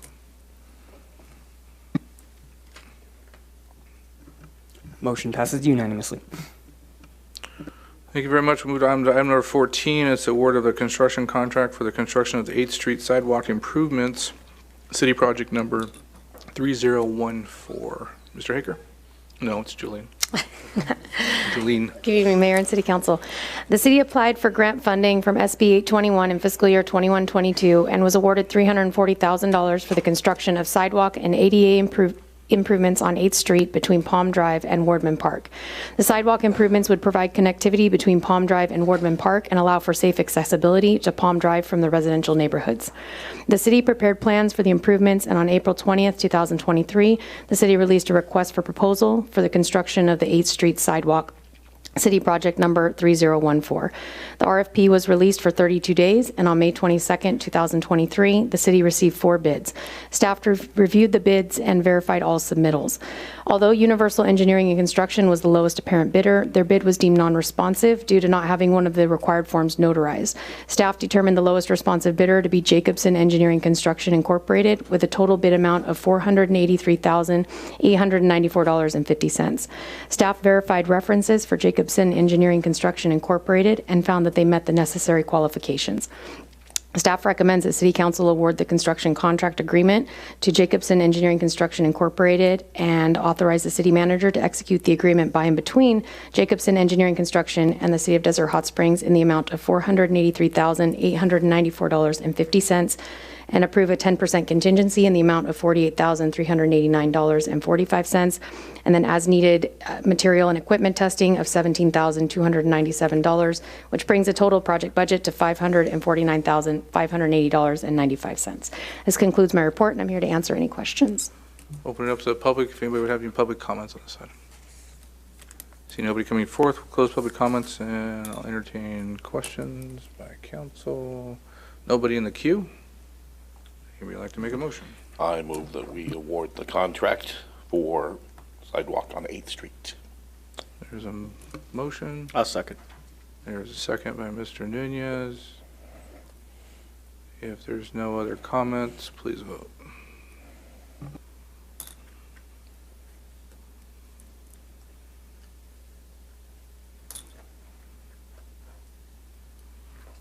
Motion passes with Councilmember Betts absent.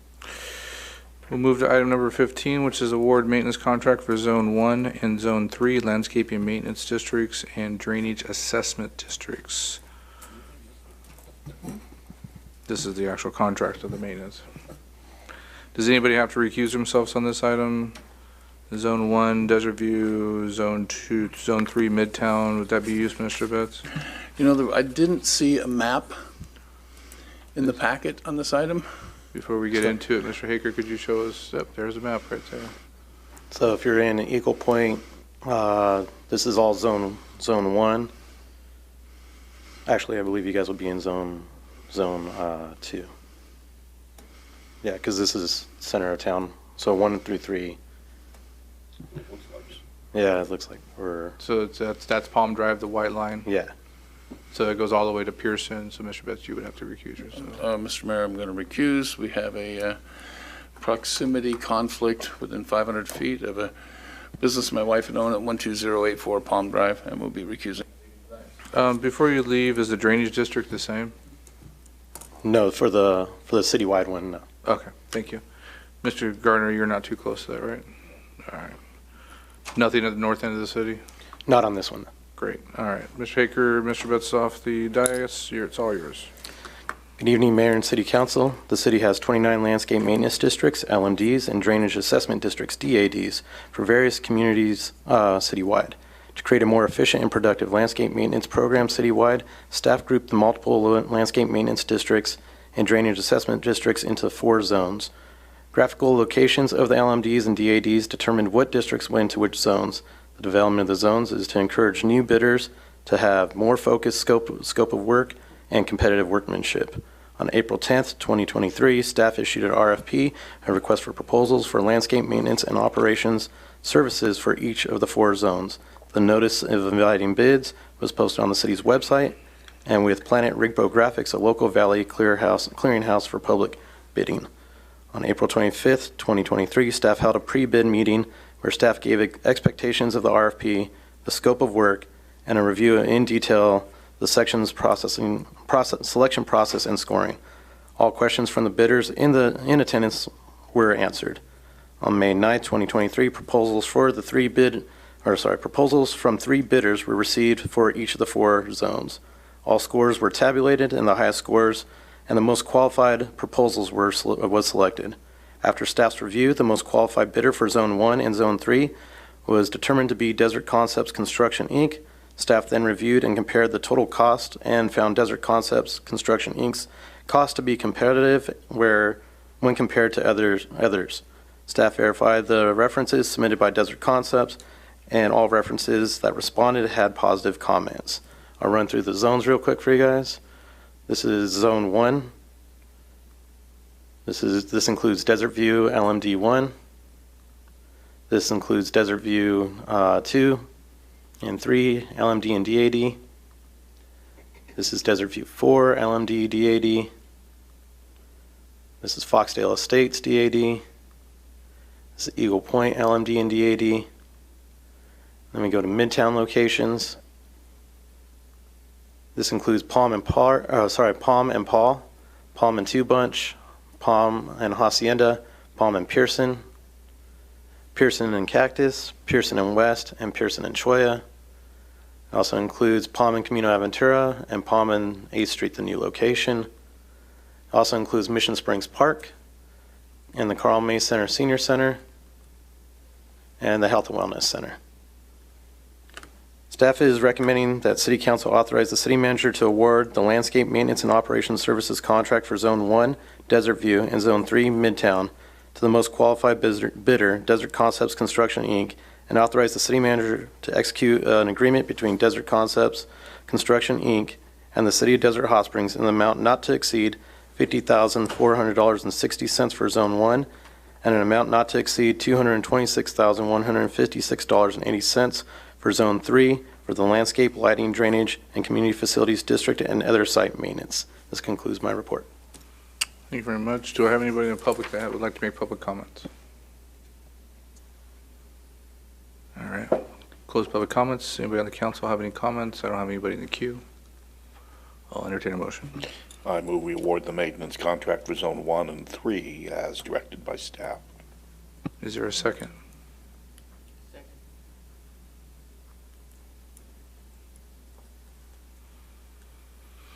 Please vote. Motion passes unanimously. I'll ask Mr. Betts to come back in the room. Here he comes. He's coming in. Item number 16 is award the maintenance contracts for Zone 2 and 4 landscaping maintenance districts and drainage assessment districts. Mr. Haker. I'll pull up the map again so you can see. So this is Zone 2, and this does include Rancho Del Oro and Sunset Springs and Rolling Hills. All right. I guess Mr. Betts, you're going to have to recuse yourself again. And Mr. I don't think it's not, that's not a public drainage up where I live, so I think I'm far enough away. So Mr. Nunez and Mr. Betts, you'll have to recuse yourself on this one. Thank you. Is your personal residence? Yes. I'll be recusing. My personal residence is in Sunset Springs, and I have homes that I own in Rancho Del Oro. Thank you. Once they're both off the dais, you can start your report.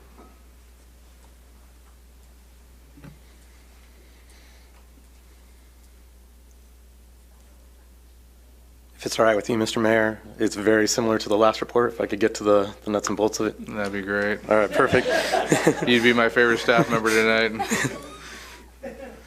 I jumped way too far ahead. On May. No, you didn't. On May 9th, 2023, proposals for the 3 bidders were received for each of the 4 zones. All scores were tabulated, and the highest scoring and most qualified proposals was selected. After staff's review, the most qualified bidder for Zone 2 and Zone 4 was determined to be Mariposa Landscaping, Inc. Staff then reviewed and compared the total costs and found Mariposa Landscaping, Inc. cost to be competitive when compared to the others. Staff verified the references submitted by Mariposa Landscaping, Inc., and all references that responded had positive comment. Again, I'll run through the zones. This is Zone 2, which includes Skyborn LMD and DAD, Skyborn Fire Station 36, Mountain View Estates, the south and north entrance. Rolling Hills Estates, LMD and DAD. El Dorado, LMD and DAD. Sunset Springs, LMD and DAD. Rancho del Oro, LMD and DAD. Zone 4, East Desert Hot Springs locations.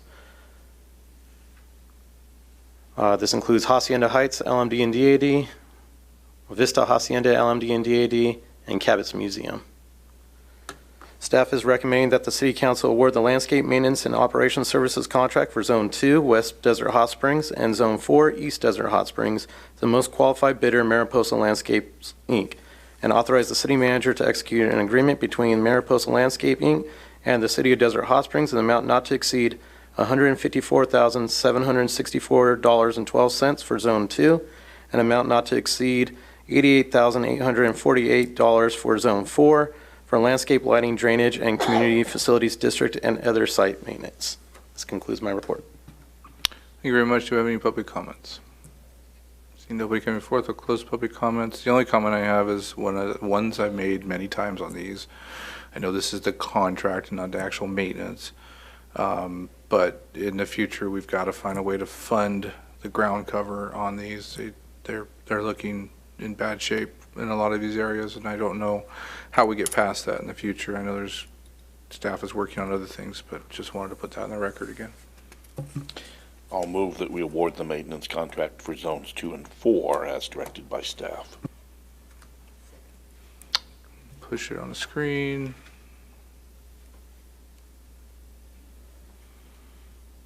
Please vote.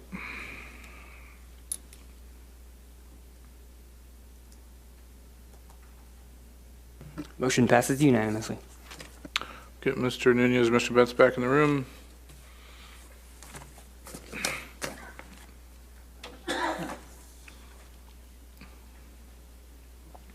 Item 17 is a professional services agreement for the plan review services and building inspector, building official, and permit technician services as needed. Mr. Clark.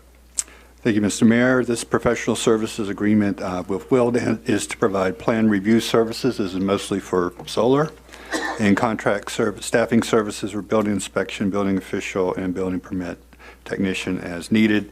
The contract amount is $500,000 over a 5-year period. It should be noted that these costs are paid with plan review and building permit fees from the applicant. So in essence, this is a pass-through contract. The city keeps 25% of the plan review fees, and the contractor keeps 75% of the plan review fees. The applicant is charged on an hourly basis for additional plan reviews beyond the first review, and contract staffing support is paid for at an hourly rate. We have been using Wildan for the last 5 years. They have been providing great service.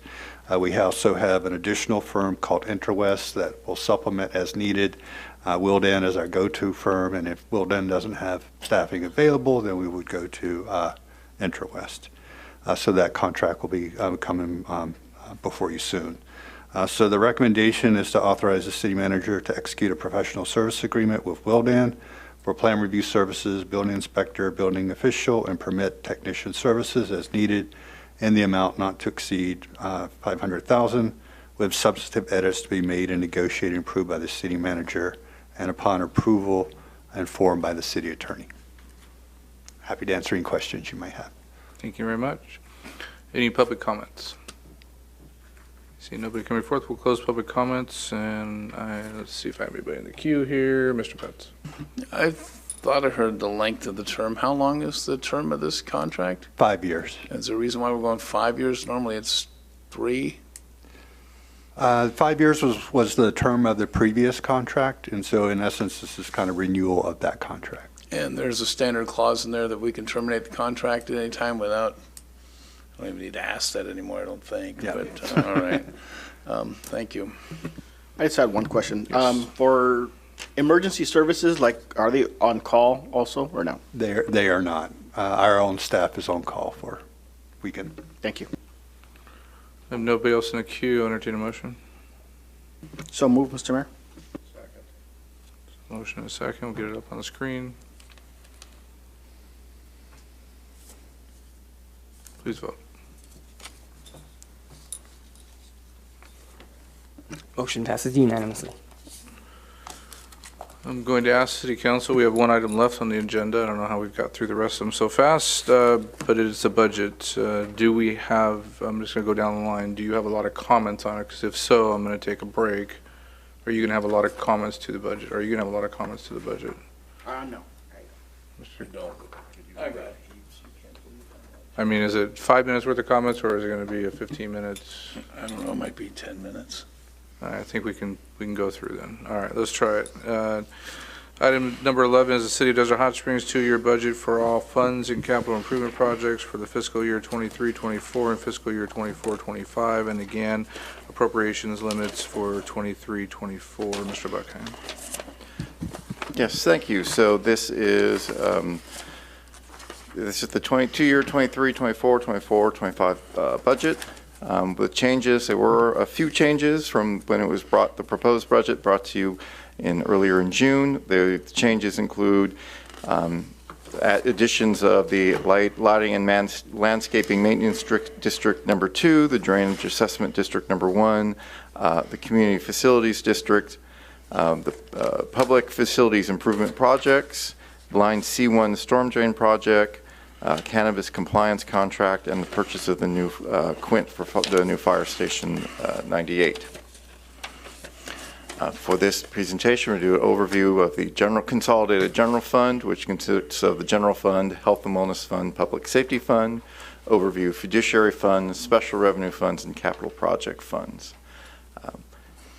For the consolidated general fund, we're proposing revenues for 23-24 of over $25.7 million, expenditures of $14.1 million, in 24-25, $26.2 million, and $14.4 million. This is for just the general fund within the consolidated general fund. And these expenditures do not include transfer to the public safety fund. As you can see, here we have a graphical representation of the revenues. As again, cannabis tax revenues are still the largest single source, followed by our TOT and the triple flip VLF. Expenditure-wise, we can see comparisons between the two years. The largest is the non-departmental, which contains the transfers to the other funds, including the citywide LMD fund, Cabot's Museum, and the Health and Wellness Center fund. Within the Health and Wellness Center fund, revenues are projected to be $1.6 million, expenditures $1.69 million in 24-25. Revenues are expected to be $1.614, and expenditures to be $1.624. The reduction in expenditures between the 2 years is the largest one is for the 23-24. We are proposing to purchase $100,000 worth of equipment for replacement equipment for the gym in the Health and Wellness Center. So as a part of, let's see, I think we are. Sorry, I'm afraid we got a little off. Major revenues in the Health and Wellness Center Fund is the transfer from the general fund of $1.5 million for 23-24, $1.4 million for 24-25. The major expenditure centers are the aquatics and recreation services. For Public Safety Fund, we are proposing which control patrol and field, code compliance, animal control, dispatch. We have 7.1 million revenues and 18.7 million expenditures in 23-24, 7.3 revenues and million in revenues, 19.1 million in expenditures for 24-25. Major revenue sources, the largest one is from the transfer from the general fund at over $11 million each year, as well as public safety parcel tax and the utility users tax. The major expenditures of our patrol and field, code compliance, dispatch center, fire services, and then also it should be animal control. The reason for the decrease in patrol and field between the 2 years from 23-24 to 24-25 is after 23-24, the city will no longer be using the ERICA system.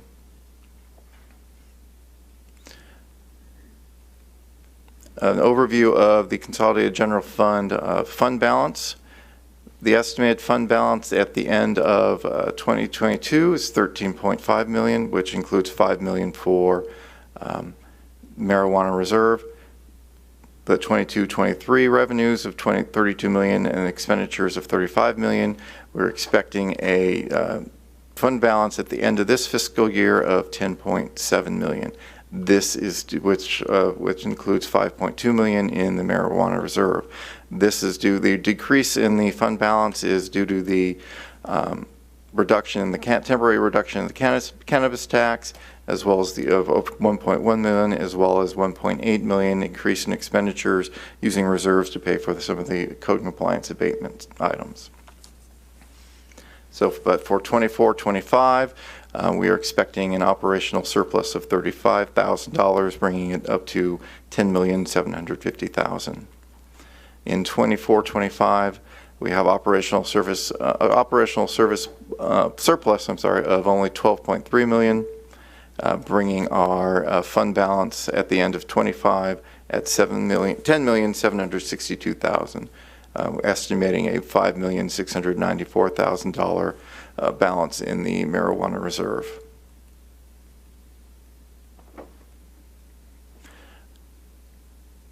Other funds, we have the fiduciary funds, which are used to account for resources held for the benefit of parties outside the city. That includes the successor agency and the community facilities districts. Those are budgeted to be $5.5 million in 23-24 and $2.8 million in 24-25. The reduction of that is in 24-25, the 2008 series bonds from the old RDA will be paid off by then. Special revenue funds, these are funds who account for funding that's restricted to pay for only those costs associated with the activity allowable under the guidelines that we're receiving the monies. So including the landscaping, lighting, landscaping maintenance district, the drainage and assessment districts, also grant and agency funds, and then the development impact fee funds. These funds are budgeted to be over $7.4 million in 23-24 and $6.1 million in 24-25. Capital project funds, these are created to account for the financial resources for the acquisition and the construction of major capital projects. These include our general fund, capital improvement fund, the public facilities bond, and the street bond fund. For this budget, the funds are budgeted at $31.8 million for 23-24 and $8.7 million in 24-25. The difference between the two is that 23-24 contains all of the budget appropriations for the public facilities bond improvement fund, such as the new fire station, police annex building, and the improvements to the current fire station 37. And so I am here for any questions. Thank you very much. We'll open it up to public comments. Is there any public comments? See nobody coming forth. We'll start with Mr. Nunez. Not necessarily a comment, but the last meeting we reviewed this, I kind of asked the council to give me their consideration on terminating our membership or our commitment to Coachella Valley Economic Partnership. So I'm asking tonight that we can make that happen, if we can make sure we can terminate that if that's the will of the council. Thank you. Being that it's not part of the, I mean, I know it's in the budget, would we have to bring it back as a separate item? You guys would just take out the appropriation, which would no longer allow for the funding of it moving forward.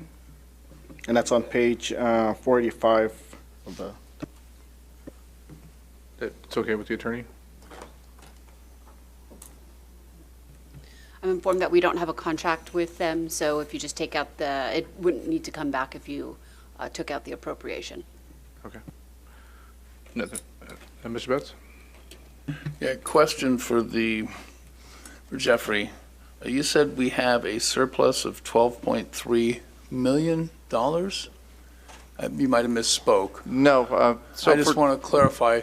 For 24-25, we're projecting a surplus of $12,000. Okay, and I kind of figured it threw me for a loop there, so I just figured that was the case. So the surplus is $35,000 for 23-24 and $12.3 thousand for 24-25. Yes. Okay, I just want to be clear on that. Okay, Mr. Mayor, I'll go through this pretty quickly. I know you want to get through this, but I want to get some things in here for the record, and because I have questions on them and they need to be brought up. The schedule of authorized positions is something I've asked for, and first I want to thank staff for getting back to me with the responses. They were, what I asked to have, and it came back in a good, timely manner, and I really appreciate that. It was very clear, and it might have been a little confusion as I was asking these questions. I'm real glad we got it worked out and I got them back. Thank you. I did ask for a schedule of authorized positions, and I got something called the budget positions list, and I didn't take the time to go through and put any total to this. Can you tell me how many full-time equivalent positions that you're asking the council to approve over the next 2 years? So actually we have, can we go back a few slides, Gerald? Where we see the fund balance.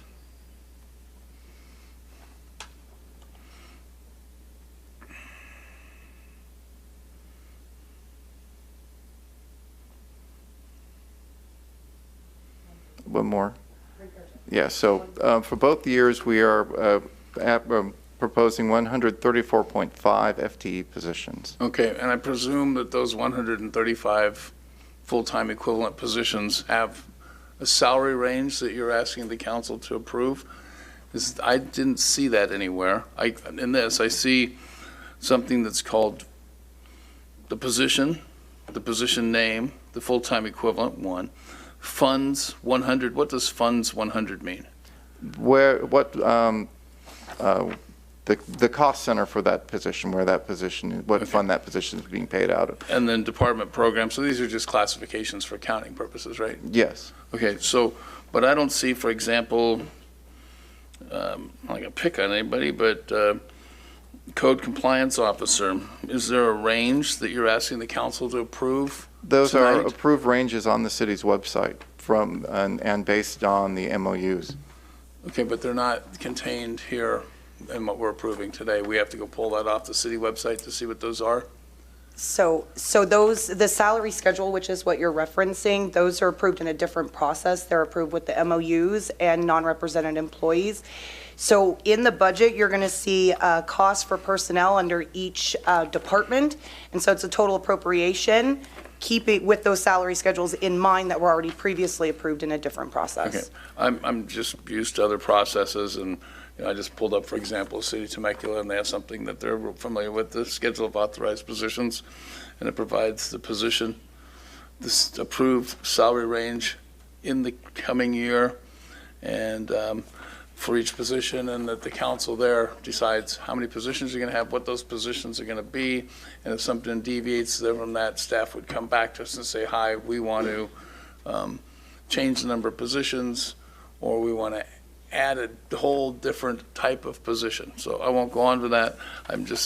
Won't belabor that. I don't think that what we've gotten is really what we should have. Anyhow, I'll move on. We got code compliance at $1,977,908. And I can remember a time when we were having some pretty significant debates over code compliance at $908,000. And it wasn't that long ago that we were paying that independent contractor that much money. And I've done as much digging into that as I could look to see where that's going. Again, I appreciate staff's input, but we're spending too much on code compliance. Not that we don't need it, but that there's just something that doesn't jive in that number. That's a huge number. We're also spending, last year, I understand we spent $893,000 on our city attorney law firm. Sorry, and the proposal is to go to $1 million next year and $1.1 million in the year following that. Is that correct? Yes. That's a huge number. That doesn't compare to anything any other city's doing. Okay. So we have a significant item coming up in the budget, which is the animal hospital. Nothing's come forward to the council yet, but that is going to be a significant amount of money. and it's not budgeted, correct? For the animal hospital, no, because we do not know what costs are going to be related to that. We have budgeted for what we estimated for costs for the animal sanctuary, and that is included in this budget. Okay, so the animal sanctuary is 96,000? I can't remember the exact number. That's part of the animal control budget, and we've estimated it's probably an increase of about $300,000 to $400,000 to that budget. Okay, and that is included in your number here, so the $12,000 or $35,000 surplus, we didn't dig into that yet, right? Right, that's already included in there. But when we go to the animal hospital, you're gonna come back to us and you say, hi, guys, I'm gonna need a budget authorization because you're gonna bust the budget with this one, in terms of busting the budget, meaning you've exceeded what you've got. Okay, thank you.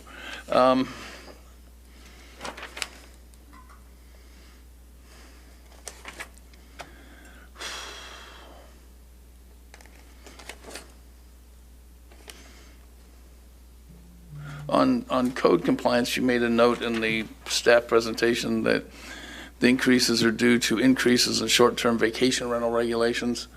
I think there's got to be some corresponding collection amount that, that was the whole purpose of this, is there's supposed to be a nexus that showed, here's the fee, and here's what is supposed to be collected, and that's all supposed to be a wash. But what you're saying is that our collections haven't matched our expenditures on code enforcement for vacation rentals, right? That's correct, because we are still trying to get all vacation rentals in compliance. Okay. Okay. So basically, we have to spend the money first. Yeah, but we've got to go out and get those guys to pay. Well,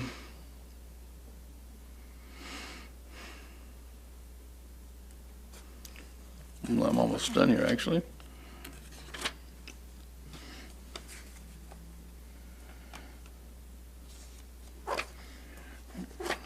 Maybe Danny will answer this one. Do we have matching funds for the capital improvement projects that we have on our schedule already, the ones that we're budgeting for? Do we already have funds set aside for our match? Yes. Going forward, it might be tight? Yes. Any new projects coming forward? Yes. So there's nothing in this budget for a set aside for capital improvement projects. And I note in looking at other cities' budgets, they have done that. They've made that provision. I think we should have probably worked on budgeting that somehow. Looking at the different groups, and I note that I'm not sure this is the one you were talking about, Coachella Valley Economic Partnership in here, but I'm looking at some of these for, I see One Future Coachella Valley is asking for $25,000, and not singling them out, but we've got Food Now at $500. And I'm just thinking that this is a pretty tight budget, and here we are. I mean, we could almost double our surplus from next to nothing to almost next to nothing by maybe limiting some of these down valley contributions to the nonprofits that are outside the city. We got other events, 60th anniversary.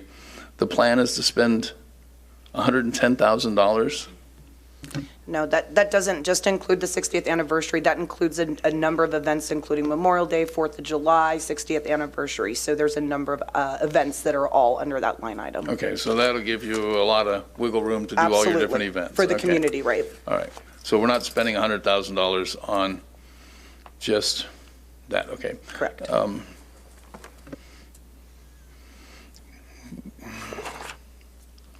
I would have loved to have had the time to go through study sessions and ask the council what they think of some of these. I'm not getting that reception today. So I'm just going to go through here, see if there's anything else that was bugging me. I'm seeing on, I don't know what page this is, but on economic development salaries, we're seeing 174 in the current budget year, proposed to go to 224. Is that correct? Yes. Okay. And that increase is due to, because for the current year, the staff and economic development wasn't always budgeted into that, division. That was actually, they were actually budgeted under the city manager's department. So we are realigning and redoing the reallocations to make it a better accurate where we spend the money. So there's some adjustment that took place in that? Yes. Okay, that's good, useful information, thank you. Looking at the projects going forward, we've had a lot of people come forward and ask for speed humps on their streets to control speeding. And I see an item here for Panorama Drive speed humps. And am I correct, there's zero budgeted for that in the next 2 years, correct? Or maybe that's because we already put them in Yes. the actual year?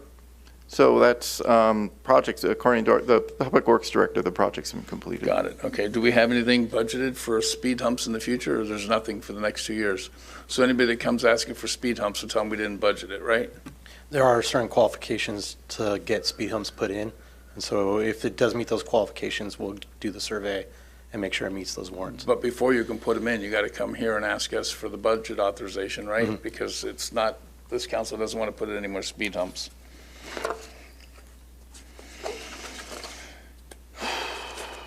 This one, and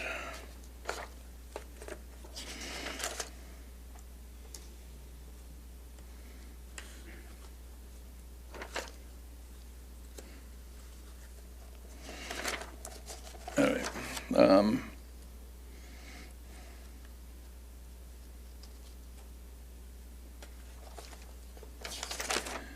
Okay, that's what I got on that. All right. I'm not going to belabor this anymore. I think that we should have had some study sessions to work this out. I know, Jan, at the last meeting, you showed us that we had some type of report that we got, but that to me doesn't equal the proper budgeting process. I don't think you're going to find a city council in this valley that gave so little attention to their budget. This budget process is rushed. We only received final budget info in our packet 3 days ago. There was new information provided 3 days ago that we hadn't seen prior to that. Yeah, I've talked to council members all over the valley. Kathleen Kelly, the mayor of Palm Desert, said I can quote her. They spent several hours and multiple sessions in budget preparation. Council members and the public deserve time to understand what's proposed and to have a meaningful input on this vote that's going to set direction for this city for the next 2 years. We have not had that, and I just can't sit here and be a rubber stamp for a budget process that's gone this way, so obviously my vote will be no. Thank you, Mr. Mayor, that's all I got. Thank you. I have nobody else in the queue, and I'm not here to start a debate, but I am going to say a few things. It's not fair to single out certain departments and say it's extraordinarily high when that's absolutely false statement. Our legal fees are, you can put your name back in the queue because you want to rebut me, and you're just going to drag this meeting out as long as you want, but I do have to correct any council member that makes statements that aren't true. Our legal budgets aren't even close to the legal budgets of some of their cities. And I want to say a large percentage of our legal budget is code enforcement. So some of those fees are recovered. I think staff did a fantastic job on the budget, as they always do.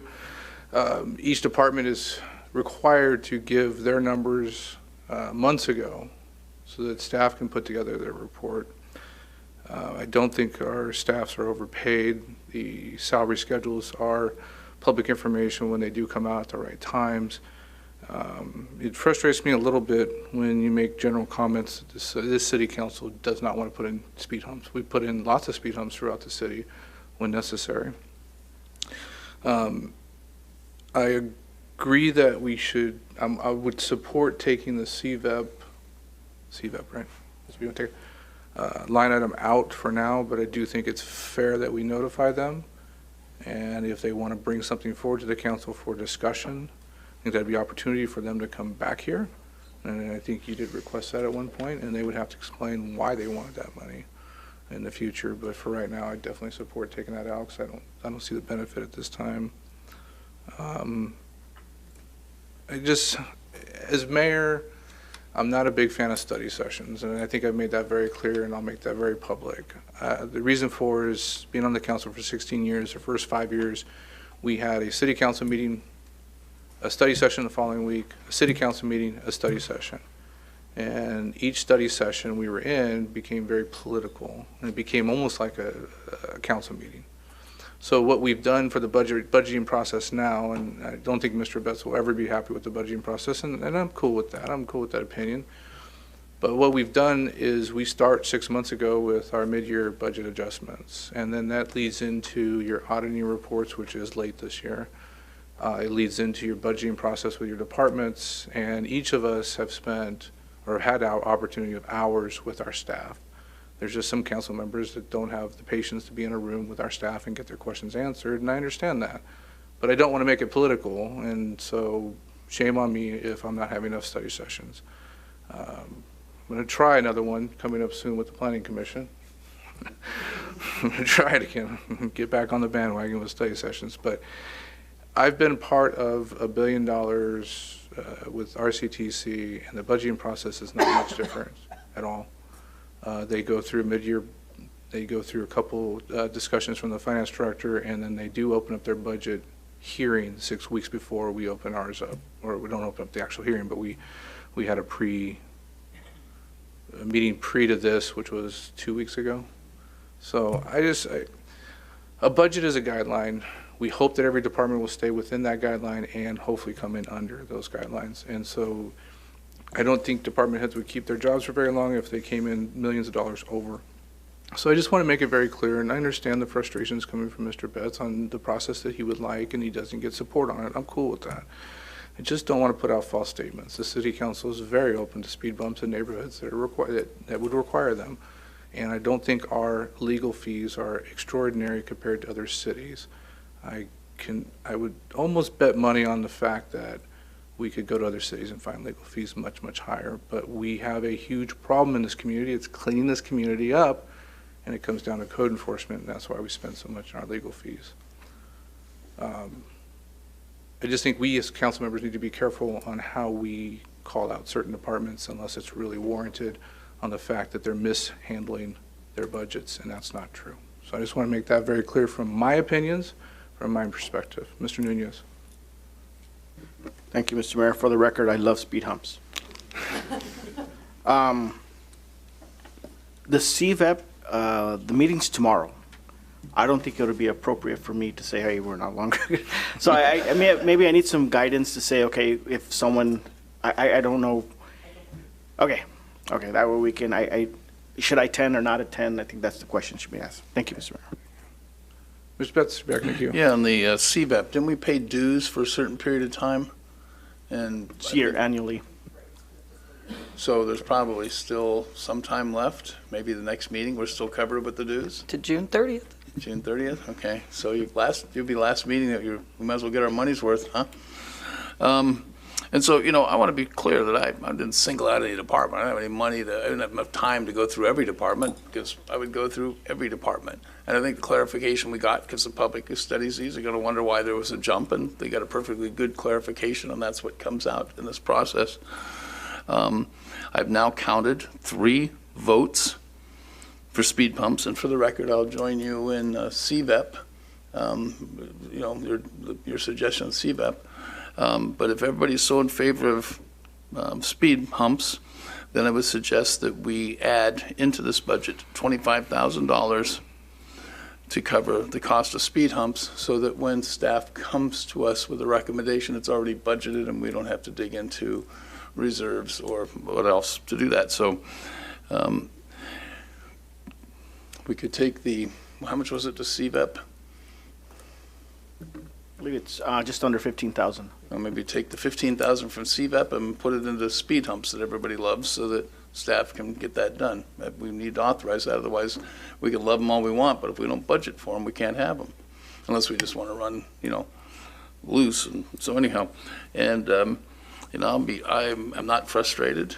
I'm disappointed would be a good word, but I just continually to strive to get this city on a budget track that is the way it's supposed to be done. And I agree with you, it's not being done. I don't agree with you that it's being done the proper. We haven't taken the time. I want to hear more suggestions. In 10 years, you helped take the city from $400 to almost $13 million in the bank. I think we've done some pretty good things, man. Well, I know you voted no on most of those budgets, but for the most part, you helped spend that money in a place to put it in the right place, to get us to where we are today. Well, I'm just want to make sure that we're spending the proper time to make sure that we don't get into that place we were in before. Fair comment. And that is, and I was right there on all those budgets, and I didn't like 13 budget meetings in 1 year to figure out how we're going to get out of that mess. Nobody would like that. I just think we need some more give and take on this to set the direction for the council. And I didn't take any of your comments as disparaging towards me. I just took them as constructive criticism, and I'm not going to reciprocate. I'll just be happy when we have a budget process, but I want to point out, we got a very thin budget here. We got $35,000 surplus and a couple of really big council proposals coming down the line that are either going to dig into reserves or we're going to have to cut something. Those are your two choices. We aren't like the federal government that can print money. So we've got another meeting coming up. That's the saving grace for me. Staff's committed to that, so I'll go along with that, but I'll still vote no on this budget. Mr. Gardner. I'm going to move that we adopt the budget as presented with a minus or a removal of the CVEP funding. Is that your motion? Yeah. You don't want speed humps? I want speed humps. I support speed humps, but I'm not going to mess with the budget. It's up to Mr. Haker and his staff to determine when or where speed bumps are needed, and if they are, he can find the money to do it. We don't need to make an appropriation We aren't line budgeting for for it. speed humps, but okay. All right, I have a motion on the table. Is there a second? So moved. All right, go ahead and move and second it, please. Is there any more discussion? I don't have anybody else in the queue. Please vote.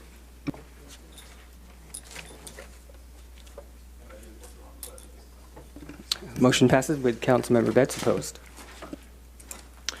All right, I have nothing pulled from the consent calendar tonight, so we're going to go to public comments. I don't see anybody in the room that wasn't in the room during the first public comments, so we will not open that back up. Before we adjourn, I just want to make the announcements of the upcoming meetings. Excuse me, July 5th. Please note that July 4th is a Tuesday this year, which will be the first Tuesday, so our meeting is moved to Wednesday. July 5th, we'll be back here Wednesday, July 5th at 6 p.m. Planning Commission is scheduled to meet July 11th. The Public Safety Commission and the second council meeting in July, including both meetings in August, are dark for the summer. And with that said, we will adjourn.